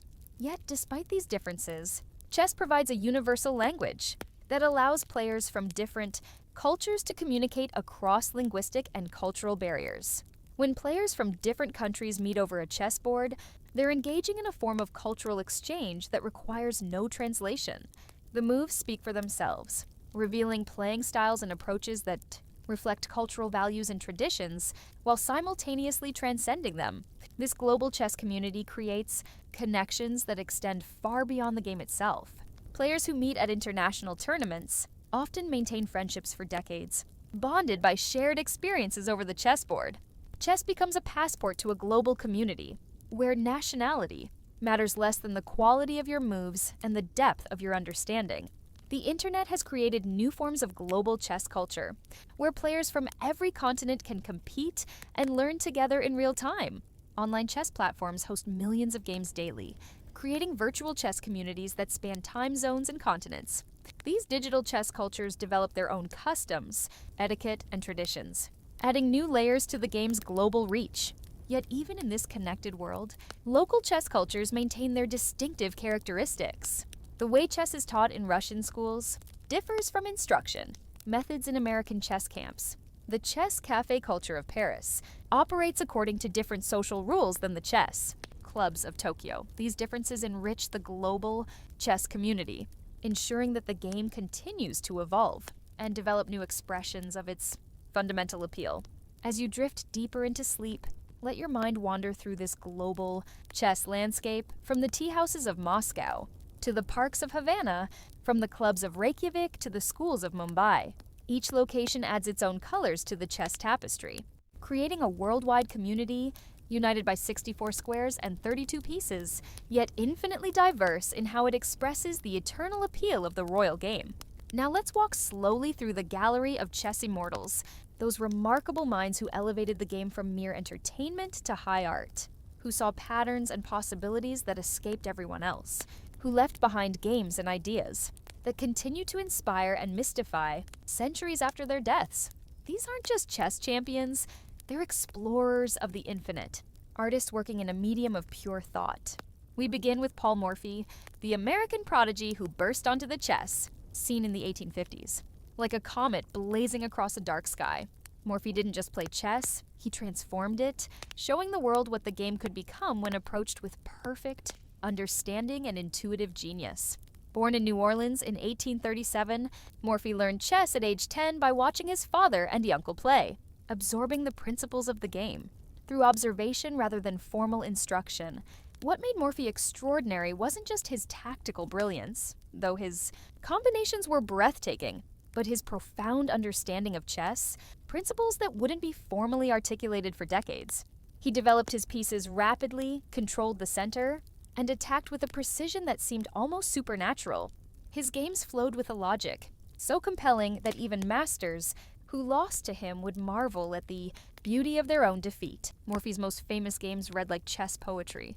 Against the Duke of Brunswick and Count Isouard at the Paris Opera in 1858, he sacrificed material repeatedly to create an attack of such pure beauty that the game is still studied today as a perfect example of piece coordination and tactical execution. Every move serves multiple purposes. Every sacrifice leads inevitably to the final checkmate, creating a narrative arc that feels more like literature than mere game analysis. But Morphy's story carries a note of tragedy that makes him even more compelling. At the height of his powers, having dominated every opponent, he essentially retired from competitive chess, unable to find worthy challenges and perhaps disturbed by the obsessive quality of his own genius. He returned to New Orleans, practiced law half-heartedly, and gradually withdrew from public life. As if the very strength of his chess vision had isolated him from ordinary human experience, Morphy's legacy extends far beyond his tournament results. He established principles of development and attack that became the foundation of modern chess understanding. His games demonstrated that chess could be both scientifically sound and artistically beautiful, that the highest level of play combined perfect logic with creative inspiration. Players today still study Morphy's games not just for their historical significance, but for their pure instructional value. They teach chess principles more clearly than any textbook ever written. Decades later, another American would capture the chess world's imagination with a very different kind of genius. Bobby Fischer approached chess with an intensity that was both inspiring and frightening, dedicating himself to the game with a single-minded focus that bordered on obsession. Born in Brooklyn in 1943, Fischer learned chess from a set purchased by his mother when he was 6 years old, teaching himself from books and magazines, before finding stronger players who could challenge his rapidly developing skills. Fischer's rise through the chess world was meteoric and controversial. He won the U.S. championship at 14, became a grandmaster at 15, and began making demands about tournament, conditions that seemed outrageous but reflected his perfectionist approach to the game. Fischer insisted on complete quiet during games, specific lighting conditions, and particular types of chess sets and boards. These weren't arbitrary demands, but reflected his understanding that chess at the highest level required perfect concentration, that any distraction could affect the quality of play. What set Fischer apart wasn't just his technical skill, though his endgame technique was arguably the best in chess history, but his comprehensive approach to chess preparation. He studied games and variations with an intensity that was unprecedented, memorizing thousands of games and analyzing positions until he understood them completely. Fischer approached chess like a scientist studying a natural phenomenon, dissecting games, move by move until he understood the underlying principles that governed every position. Fischer's 1972 World Championship match against Boris Spassky in Reykjavik became more than a chess match. It became a Cold War drama, a confrontation between American individualism and Soviet chess methodology. The match was followed by millions of people worldwide, many of whom knew nothing about chess, but were fascinated by the psychological drama unfolding in Iceland. Fischer's victory was more than a personal triumph. It broke the Soviet stranglehold on the World Championship that had lasted for decades. His games from the match demonstrate chess at its highest level, combining deep strategic understanding with brilliant tactical execution. The sixth game, where Fischer played the Queen's Gambit for the first time in his career and outplayed Spassky in a positional masterpiece, is considered one of the greatest games ever played. But Fischer's story, like Morphy's, carries elements of tragedy. After reaching the pinnacle of chess achievement, he disappeared from competitive play, becoming increasingly reclusive and eccentric. His later years were marked by paranoid behavior and controversial statements that tarnished his reputation, even as his chess legacy remained undiminished. The Soviet chess tradition that Fischer temporarily interrupted produced a series of world champions who approached the game with scientific rigor and systematic preparation.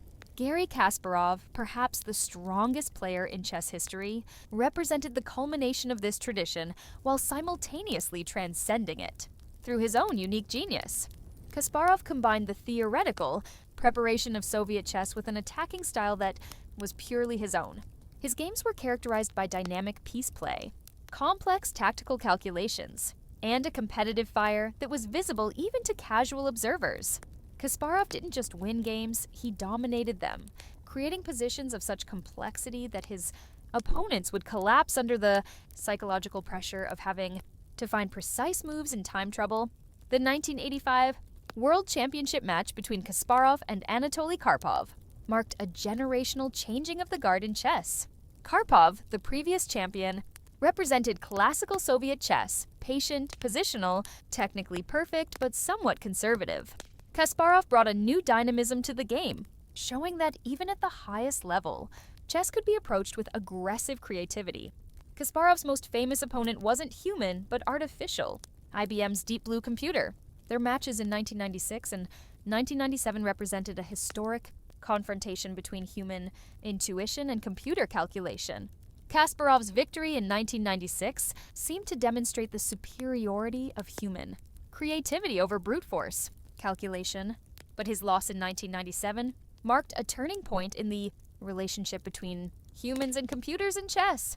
Yet even in defeat, Kasparov's analysis of these matches revealed the continuing importance of human understanding in chess. Computers could calculate more variations, but humans could still provide the strategic direction and creative spark that gave meaning to all that calculation. Kasparov's post-retirement work in chess education and analysis has shown how human and computer analysis can complement each other, creating a new form of chess, understanding that's richer than either could achieve alone. Among the great players, Judith Polgar occupies a unique position as the strongest female chess player in history and one of the strongest players regardless of gender. Born in Hungary in 1976, Polgar was part of an educational experiment by her parents, who believed that genius could be cultivated through intensive early training. Along with her sisters Susan and Sophia, all of whom became chess masters, Judith demonstrated that excellence in chess had nothing to do with gender and everything to do with training, talent, and dedication. Polgar's playing style was characterized by aggressive tactics and brilliant combinations, earning her the nickname, the strongest attacking player of all time, from some commentators. Her games were marked by sacrificial attacks and complex tactical sequences that created immediate threats, while maintaining long-term strategic advantages. She regularly defeated the world's strongest male players, including Kasparov, demonstrating conclusively that chess excellence transcends gender boundaries. Polgar's career achievements include reaching a peak rating that placed her among the top 10 players in the world, a feat no other woman has accomplished. More importantly, her success opened doors for future generations of female players, showing that with proper support and training, women could compete at the highest levels of chess. The current chess landscape is dominated by Magnus Carlsen, the Norwegian prodigy who became the youngest player ever to reach #1 in the world rankings. Carlsen's approach to chess represents a new synthesis of classical understanding and modern computer-assisted analysis. He combines the positional understanding of classical masters with the tactical precision made possible by computer training, creating a playing style that's both solid and creative. What makes Carlsen unique among world champions is his ability to create winning chances from seemingly equal positions. He excels in endgames and complex middle game positions, where his superior understanding allows him to gradually outplay his opponents. Carlsen's games rarely feature spectacular sacrifices or brilliant combinations, but they demonstrate a level of chess understanding that's arguably deeper than any player in history. Carlsen's dominance of world chess has coincided with the game's growth into a truly global phenomenon. His matches are followed by millions of people online, and his success has inspired a new generation of players around the world. Unlike some previous champions who were primarily known within the chess community, Carlsen has achieved mainstream recognition, appearing in advertisements and media, appearances that have raised chess's profile significantly. The great players of chess history each contributed something unique to our understanding of the game. Morphy showed that rapid development and coordination could create unstoppable attacks. Fischer demonstrated the importance of complete preparation and technical precision. Kasparov proved that dynamic play and psychological pressure could overcome even the strongest opposition. Polgar shattered gender barriers while displaying some of the most brilliant tactical play in chess history. Carlsen has shown how classical understanding can be enhanced by modern, analytical tools to create a new form of chess excellence. But beyond their individual achievements, these players represent different approaches to chess mastery, different ways of understanding and expressing the game's infinite possibilities. Their games continue to be studied not just for their historical significance, but for the chess truths they reveal, principles and patterns that remain relevant, regardless of changes in theory or technology. Each of these players faced the same 64 squares and 32 pieces, yet each found unique ways to express their chess understanding through their games. Their legacy lives on not just in the tournament results and rating lists, but in the games themselves, those perfect expressions of chess logic and creativity that continue to inspire and instruct generations of players. As you settle deeper into sleep, let your mind wander through the games of these chess immortals, feeling the flow of their thoughts across the board, sensing the patterns they saw and the possibilities they explored. Their games are like windows into exceptional minds, showing us what human intelligence can achieve when focused, with perfect intensity on the infinite puzzle of chess. Let's drift now into the realm of immortal games, those perfect expressions of chess art that transcend their historical moment to become eternal studies in beauty, logic, and human creativity. These games are like symphonies written in the language of peace movement, poems composed on checkered paper, mathematical proofs that prove the existence of beauty itself. We begin with the Immortal game, played in London in 1851 between Adolf Anderssen and Lionel Kieseritzky during a break in the first international chess tournament. This wasn't even a tournament game, just a casual encounter between two masters, yet it produced what many consider the most beautiful chess game ever played. The game begins quietly enough with Anderssen playing white in a king's gambit, an opening that was fashionable in the romantic era of chess when players preferred sharp tactical battles to slow positional maneuvering. But what unfolds over the next 23 moves defies every conventional understanding of material, value, and strategic planning. Anderssen sacrifices piece after piece with apparent recklessness. First a bishop on move 11, seemingly giving away material for no concrete advantage. Then a rook on move 18, allowing his opponent to capture one of the most valuable pieces on the board. Finally, on move 20, he sacrifices his queen, the most powerful piece of all, for what appears to be inadequate compensation. By move 21, Anderssen's army has been reduced to just 2 rooks and a few minor pieces, while Kieseritzky retains his queen and appears to have a winning material advantage. But appearances in chess can be devastatingly deceptive.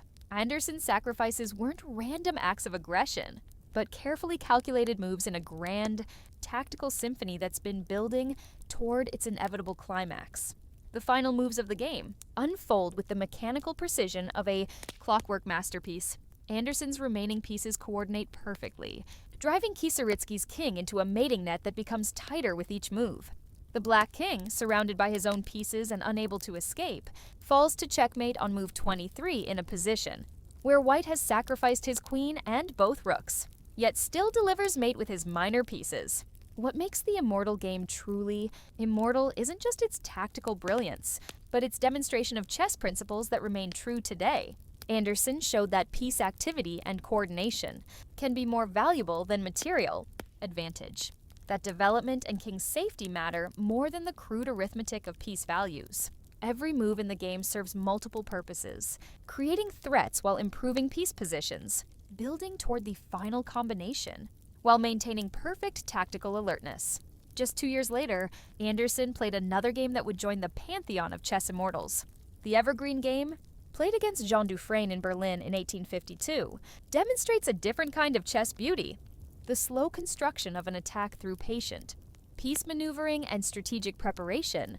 Unlike the immediate fireworks of the Immortal game, the evergreen game builds its tension gradually. Anderson develops his pieces harmoniously, controlling key central squares and preparing for an eventual assault on the enemy king. His opponent seems to be holding his own, developing pieces and creating counterplay, but Anderson's position contains hidden tactical resources that will soon explode into devastating combinations. The climax begins on move 19 when Anderson sacrifices his queen for seemingly inadequate material compensation, but this sacrifice unlocks a torrent of tactical possibilities that his opponent cannot survive. The final moves cascade with inevitable logic, each forcing move driving the black king deeper into a mating net, constructed from perfect piece coordination and tactical precision. The evergreen game demonstrates that chess beauty can emerge from patient strategic preparation as well as immediate tactical inspiration. Anderson's slow build-up and sudden tactical explosion became a model for generations of attacking players, showing how strategic understanding and tactical execution must work together to create truly memorable games.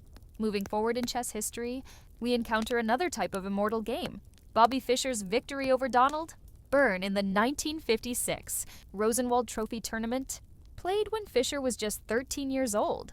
This game, dubbed the Game of the Century by chess journalist Hans Kamach, announced the arrival of American chess genius in the most dramatic way possible. The game begins with Fischer playing the Grunfeld defense, a complex opening that leads to sharp tactical positions requiring precise calculation and deep understanding. Fischer's opponent, Donald Byrne, was one of America's strongest players and a seasoned tournament veteran, yet the 13-year-old Fischer outplays him with a combination of tactical brilliance and positional understanding that seems impossible for someone so young. The critical moment comes when Fischer sacrifices his queen on move 17, giving up his most powerful piece for what appears to be insufficient compensation. But Fischer has calculated further than his experienced opponent, seeing tactical resources and forcing sequences that aren't immediately obvious. His remaining pieces coordinate with deadly efficiency, creating threats that Byrne cannot parry despite his material advantage. The game's conclusion is a masterpiece of tactical execution. Fischer's minor pieces dance around the board, checking the enemy king and capturing material while maintaining constant tactical threats. The final position shows the 13-year-old's pieces in perfect harmony, delivering checkmate against an opponent who never fully understood what was happening to him. What makes Fischer's Game of the Century so remarkable isn't just the age of its creator, but the maturity of the chess understanding it displays. Fischer's combination of tactical calculation and strategic insight was already at near master level, suggesting a chess talent that was truly exceptional. The game became a prophecy of Fischer's future dominance and a demonstration that chess genius can manifest at any age. The opera game, played by Paul Morphy against the Duke of Brunswick and Count Isouard during a performance at the Paris Opera in 1858, represents a different kind of chess immortality. This wasn't a serious tournament game, but a casual encounter. played in a box at the Opera House, yet it produced one of the most instructive and beautiful games in chess history. Morphy was playing against two opponents simultaneously, a handicap that should have made the game more difficult for him. Instead, he used their consultation time to his advantage, playing rapidly while they deliberated over each move. The game itself is a textbook, example of classical chess principles: rapid development, control of the center, and king's safety. From the opening moves, Morphy develops his pieces with perfect efficiency, while his opponents make moves that violate basic opening principles.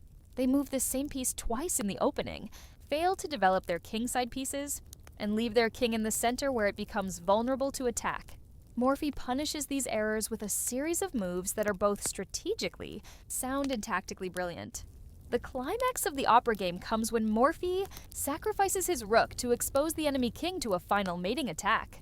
The sacrifice is sound because Morphy has calculated the resulting position completely, seeing that his remaining pieces can deliver checkmate. Despite the material sacrifice, the final moves flow with the inevitability of pure logic, demonstrating how perfect adherence to chess principles leads naturally to tactical opportunities. What makes the opera game particularly instructive is how clearly it demonstrates basic chess principles in action. Every move serves a clear purpose, every sacrifice achieves a concrete objective, every tactical sequence emerges naturally from sound strategic play. The game has been analyzed and republished countless times because it teaches chess fundamentals more clearly than any textbook explanation. Moving into the modern era, we encounter a different type of chess immortality in the games of the computer age. Garry Kasparov's victory over Veselin Topalov at Wijk aan Zee in 1999 is often called the greatest game of all time, combining the tactical brilliance of the Romantic era with the strategic depth made possible by modern analytical methods. The game begins quietly, with Kasparov playing a perk defense, a somewhat passive opening that doesn't immediately promise attacking chances.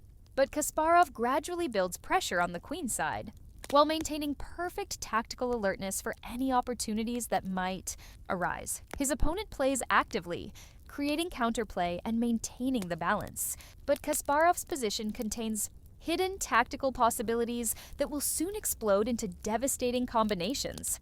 The critical moment comes when Kasparov begins a series of tactical sequences that seem to defy objective analysis.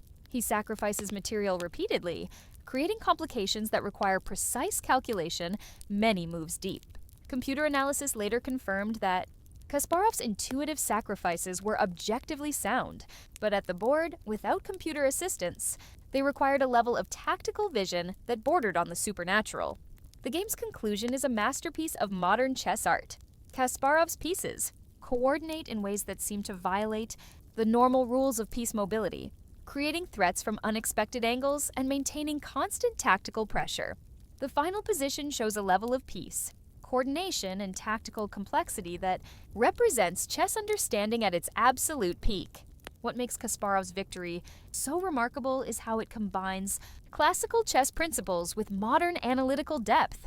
The strategic ideas are timeless: piece activity, king's safety, tactical alertness. But the execution requires a level of calculation and precision that's only possible with modern training methods and analytical tools. The history of chess is filled with games that achieve immortality through single, brilliant moves rather than complete games. The Legal's Mate, a 7-move checkmate pattern, discovered by the French master Legal de Kermeur in the 18th century, demonstrates how tactical patterns can be more lasting than individual games.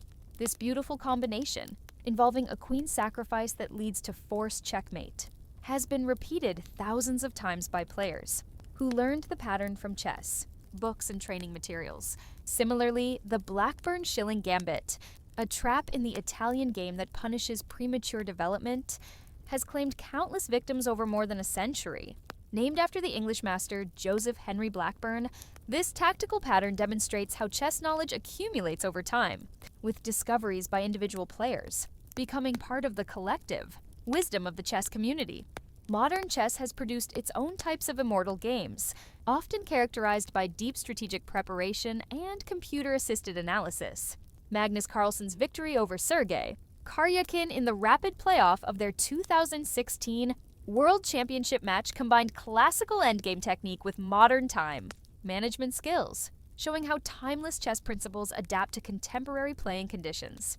The beauty of these immortal games lies not just in their individual brilliance, but in what they reveal about chess as an art form. Each game represents a perfect moment when logic and creativity converge, when strategic understanding and tactical execution combine to create something that transcends mere game playing and becomes a form of expression that speaks to universal human values, the pursuit of perfection, the satisfaction of solving complex problems, the aesthetic pleasure of seeing patterns and relationships that aren't immediately obvious. These games continue to be studied and analyzed decades or centuries after they were played because they contain truths about chess that remain constant despite changes in theory, technology, and playing styles. They demonstrate principles of piece coordination, tactical calculation, and strategic planning that are as relevant today as they were when the games were first played.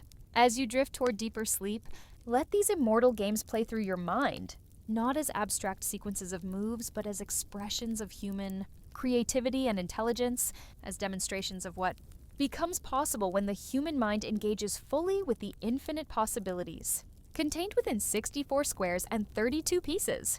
Now, let your mind wander into the realm of the peculiar and unexpected, where chess reveals its most surprising secrets and strangest truths. These aren't the grand narratives of famous games or legendary players, but the odd corners and curious details that make chess endlessly fascinating to those who look beyond the surface of the game. Let's begin with perhaps the most mind-bending fact of all, the longest possible chess game. According to the official rules of chess, a game can theoretically continue for up to 5-9-49 moves before it must end in a draw. This astronomical number comes from the 50-move rule, which states that a game is drawn if 50 moves pass without a pawn move or capture, combined with the theoretical maximum number of possible positions before repetition becomes inevitable.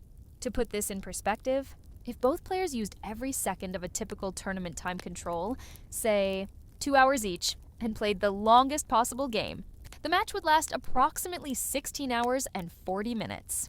But that's assuming rapid play.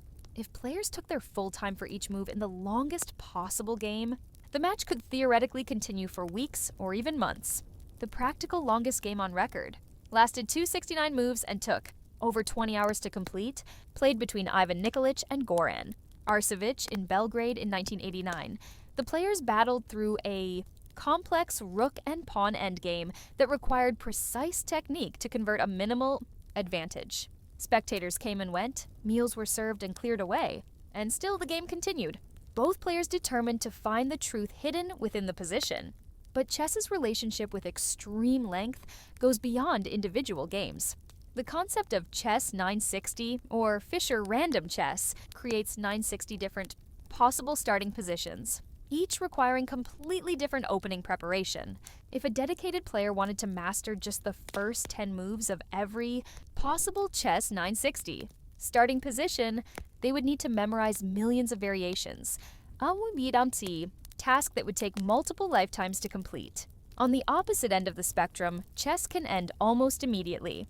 The shortest possible checkmate, known as fool's mate, can be delivered in just 2 moves if white cooperates by making the worst possible moves. This mate is so unlikely that it almost never occurs in actual play. You would need to find an opponent who makes 2 consecutive moves that violate every principle of sound chess play. More realistic but still rare is Scholar's Mate, a 4-move checkmate that targets the weak f7 square in black's position.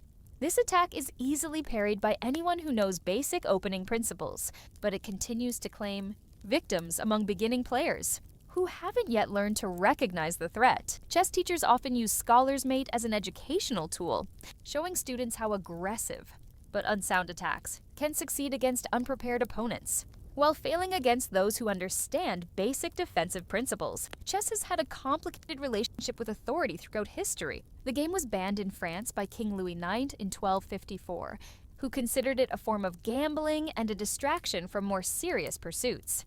The ban was largely ignored by the nobility, who continued playing in private, making chess one of history's first underground intellectual movements. The Catholic Church also had conflicted feelings. about chess during the medieval period. Some church authorities condemned the game as a form of gambling and a waste of time that could be better spent in prayer or study. Others embraced chess as a mental exercise that could sharpen the mind for theological arguments and moral reasoning.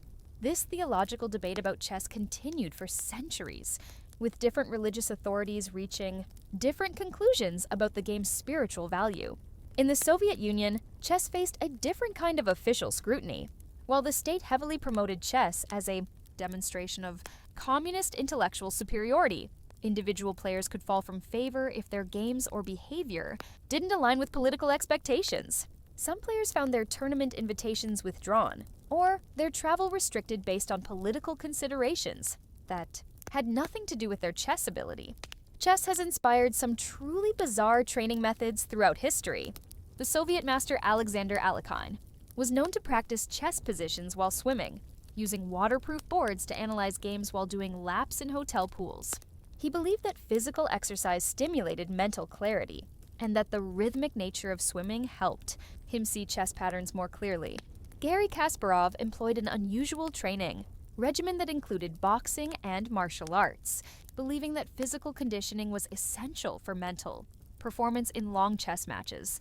He would spend hours in the gym between chess sessions, claiming that cardiovascular fitness helped him maintain concentration during critical phases of important games. Some players have developed even more eccentric preparation methods. The Dutch grandmaster John Timman practiced chess while riding exercise bikes, believing that moderate physical activity increased blood flow to the brain and improved calculation ability. The Hungarian master Lajos Portis would practice blindfold chess while walking, visualizing entire games without looking at a board, developing his capacity to hold complex positions in memory. The physics of chess pieces has created its own field of study. The optimal weight and size for tournament chess pieces has been determined through extensive research into ergonomics and handling characteristics. The pieces must be heavy enough to feel substantial and resist accidental displacement, but not so heavy that fatigue affects players during long games. The height ratios between different pieces follow mathematical proportions that make the set visually harmonious while ensuring that each piece type is easily distinguishable. The chessboard itself follows precise specifications that have been refined over centuries of play. The squares must be large enough to accommodate the pieces without crowding, but not so large that players can't easily reach across the board. The contrast between light and dark squares must be sufficient for easy visibility, without being so stark that it causes eye strain during long games. Chess notation has evolved into one of the most precise and efficient recording systems ever developed. A complete chess game can be recorded in a space-efficient format that captures every move, variation, and annotation. Modern chess databases can store millions of games in formats that allow instant searching and analysis, creating libraries of chess knowledge that would have been unimaginable to previous generations of players. The concept of chess ratings, developed by Arpad Elo in the 1960s, created a mathematical system for comparing player strengths across different time periods and playing conditions.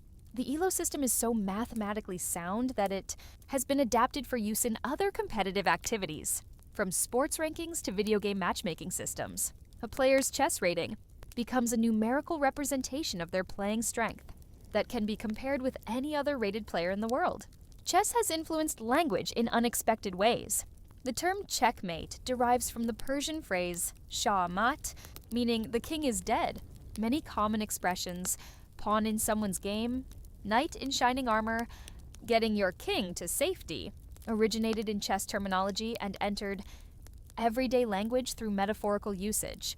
The concept of zugzwang, being forced to move when any move worsens your position, has been adopted by political scientists and military strategists to describe situations where action is required, but all available actions are disadvantageous.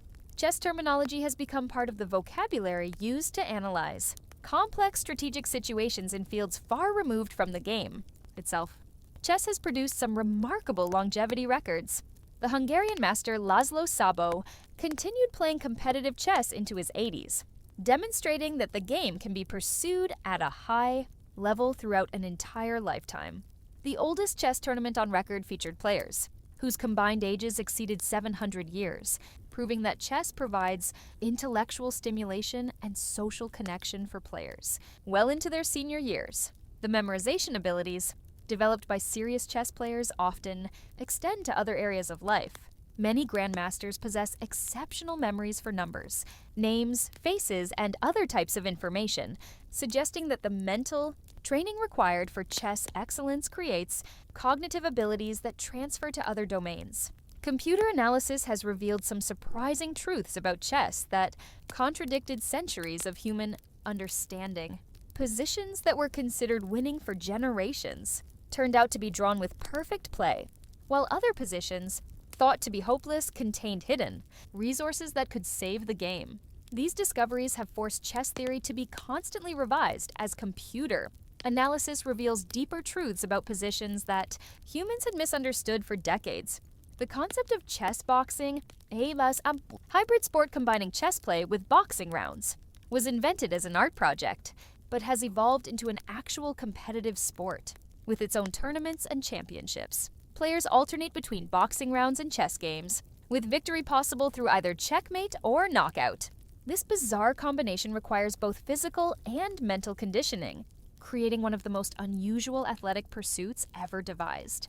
As your mind settles into the rhythm of approaching sleep, let these strange chess facts drift through your consciousness, reminders that even the most familiar games contain mysteries and surprises, that human creativity can transform any activity into something unexpected and wonderful, that the 64 squares of the chessboard continue to reveal new secrets to anyone curious enough to look beneath the surface of this ancient and eternal game.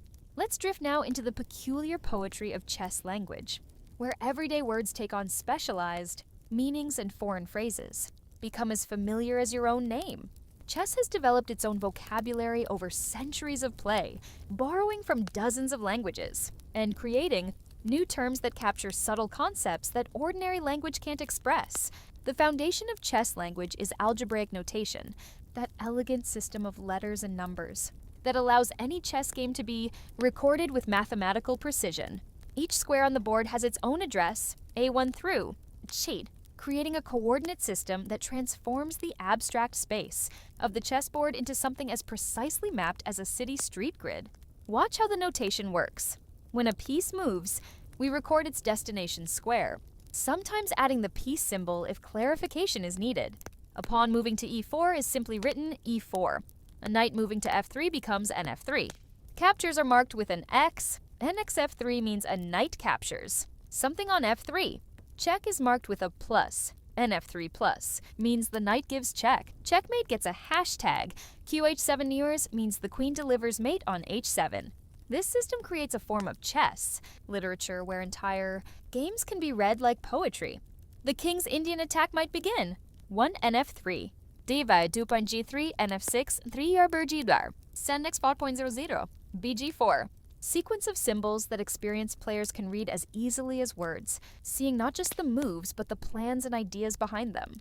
But chess language extends far beyond mere notation, into a rich vocabulary of terms that capture concepts unique to the game. Consider Zugzwang, that beautiful German word meaning compulsion to move. It describes positions where any move you make worsens your situation, yet the rules of chess require you to move anyway. The word itself sounds like the predicament it describes. Awkward, uncomfortable, forcing you to grapple with an impossible situation.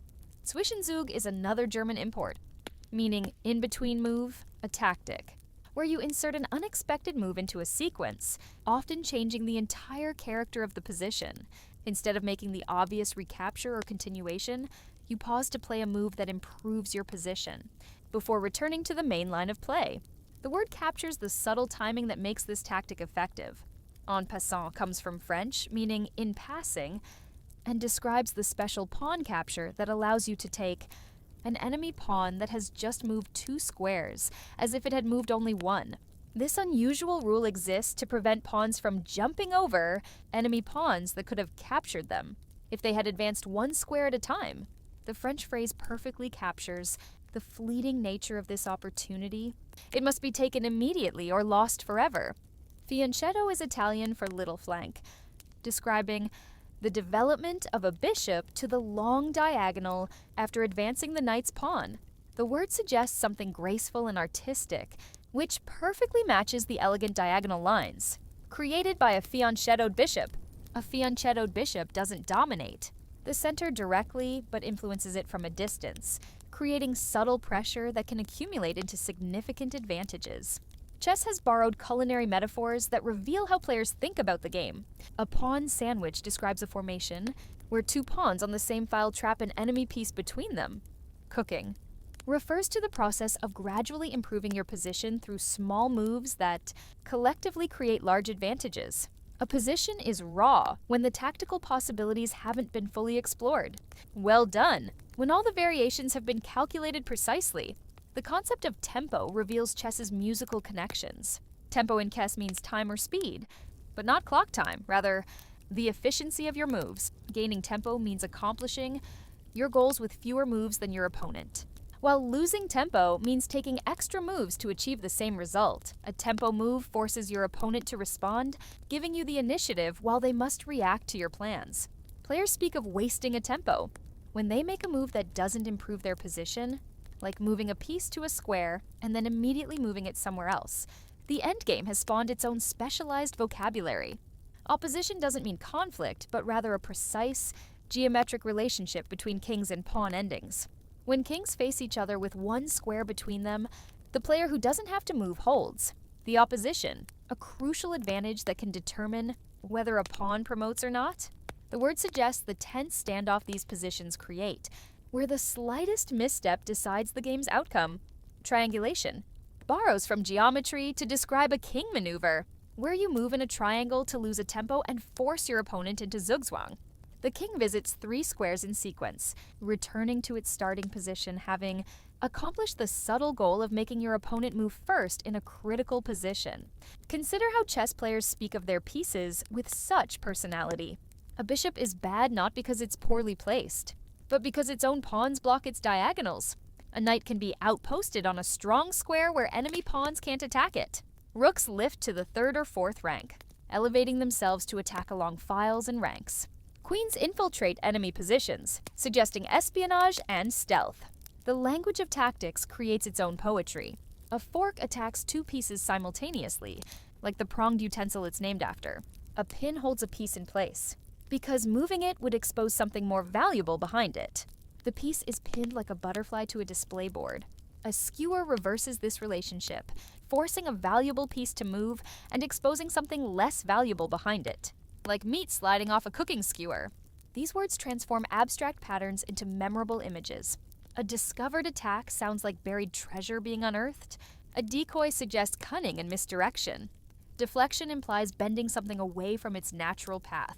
Each term captures not just what happens on the board, but how it feels to encounter these patterns in actual play. Chess notation becomes a form of compressed storytelling. The symbols mark a brilliant move, indicates an interesting but questionable choice, suggests a dubious decision, and condemns a blunder. These annotations create an emotional landscape within the clinical precision of algebraic notation, allowing games to express not just what happened, but how it felt to those who played it. There's something profoundly calming about watching a grandmaster think. They sit motionless for minutes at a time, their breathing slow and regular, their gaze fixed not quite on the board, but somewhere through it, as if seeing patterns that exist in dimensions beyond the physical pieces. This is where chess reveals its meditative nature, the same mental skills that monks develop through years of contemplation, sustained attention, emotional detachment. Present moment awareness emerge naturally from deep chess study. When you're calculating a complex variation 7 moves ahead, your mind must hold multiple possibilities simultaneously, while remaining perfectly clear about each one. The silence in tournament halls creates its own sacred space. Hundreds of players sit in concentrated quiet.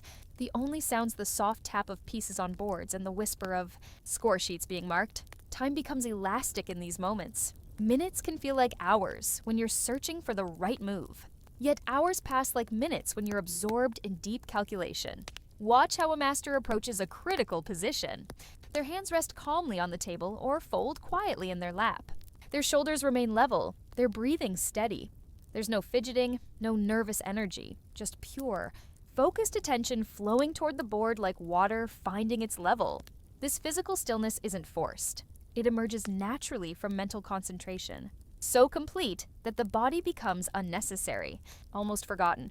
The board itself becomes a mandala, a geometric pattern that draws consciousness inward. The 64 squares create perfect symmetry, light and dark alternating in precise order. The pieces stand in formations that echo mathematical relationships, their potential movements, creating invisible lines of force that crisscross the board, like the energy meridians in Eastern philosophy.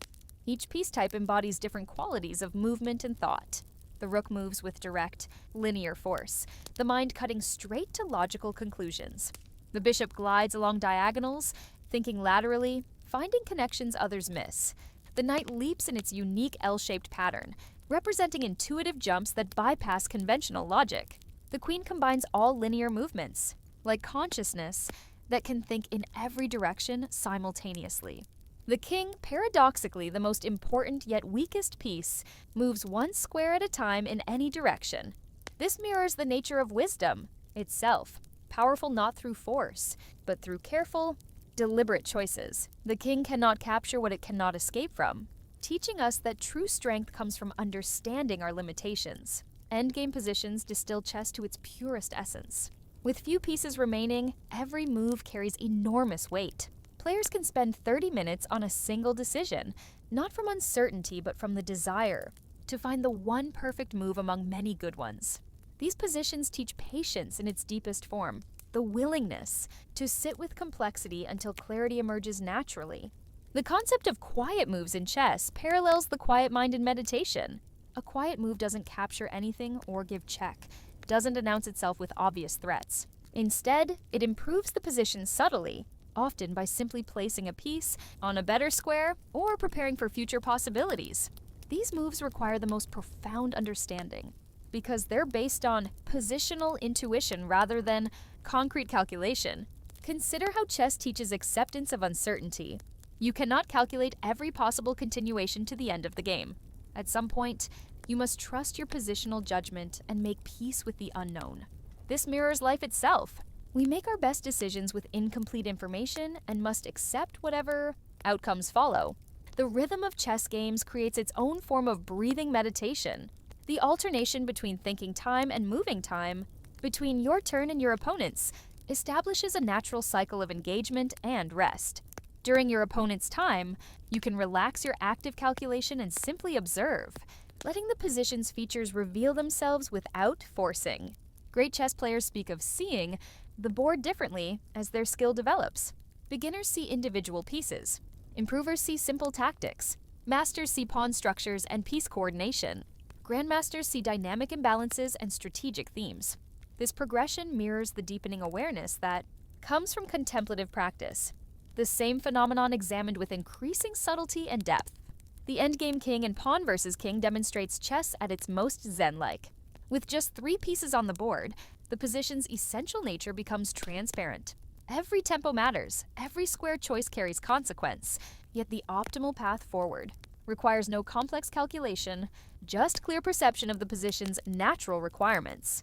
In these quiet moments over the board, chess reveals its deepest gift, the experience of time slowing down, thought becoming crystalline, and consciousness resting in pure, focused attention.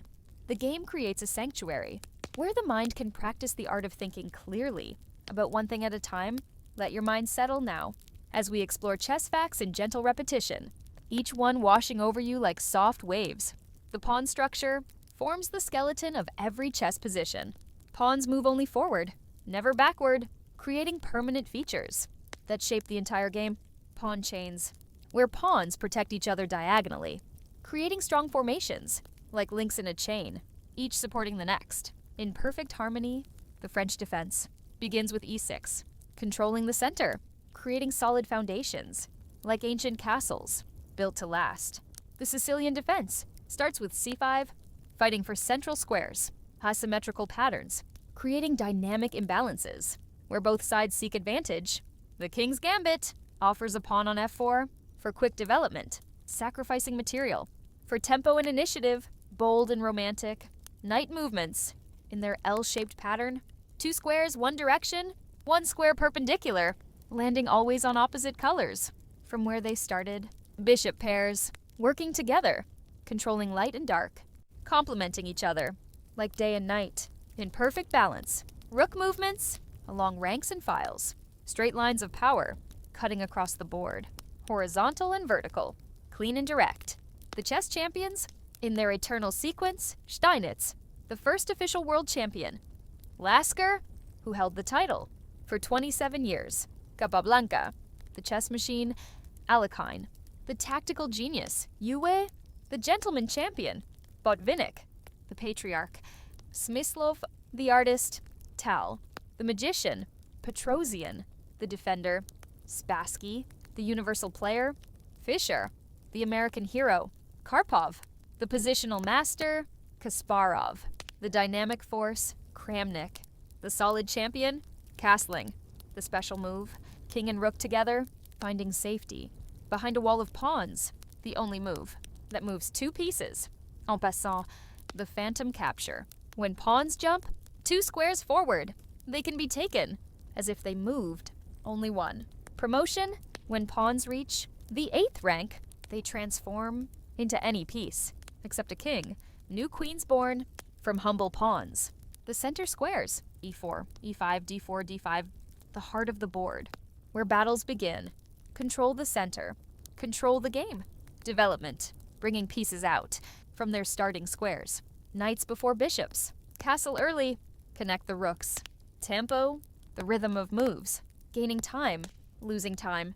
Each move must have purpose. In the dance of development. Endgame principles, king activity increases. Pawns become important. Rook and pawn versus rook, drawn positions. And winning techniques. Opposition in endgames, kings facing each other. 1 square apart, whoever moves loses the opposition. Precise geometry of royal confrontation. Triangulation, king movement in triangular paths to lose tempo, forcing Zugzwang, elegant maneuvering in minimal positions. Let these patterns drift through your mind like pieces floating on a gentle board, each fact settling into quiet understanding. Chess knowledge becoming part of your dreams. And so we reach the end of our chess journey through opening principles and middle game tactics, through endgame artistry, and the poetry of notation. Let your mind wander now, from knights to queens, from castles to calm, the 64 squares fading into peaceful patterns. In your mind's eye, the pieces find their rest on the starting squares, ready for games that exist only in the realm of dreams. Feel the wooden pieces, cool beneath imaginary fingertips. Hear the soft tap of queens and kings, finding their places in the grand game that continues. In quiet corners of sleeping minds, chess dreams await in the kingdom of peaceful sleep.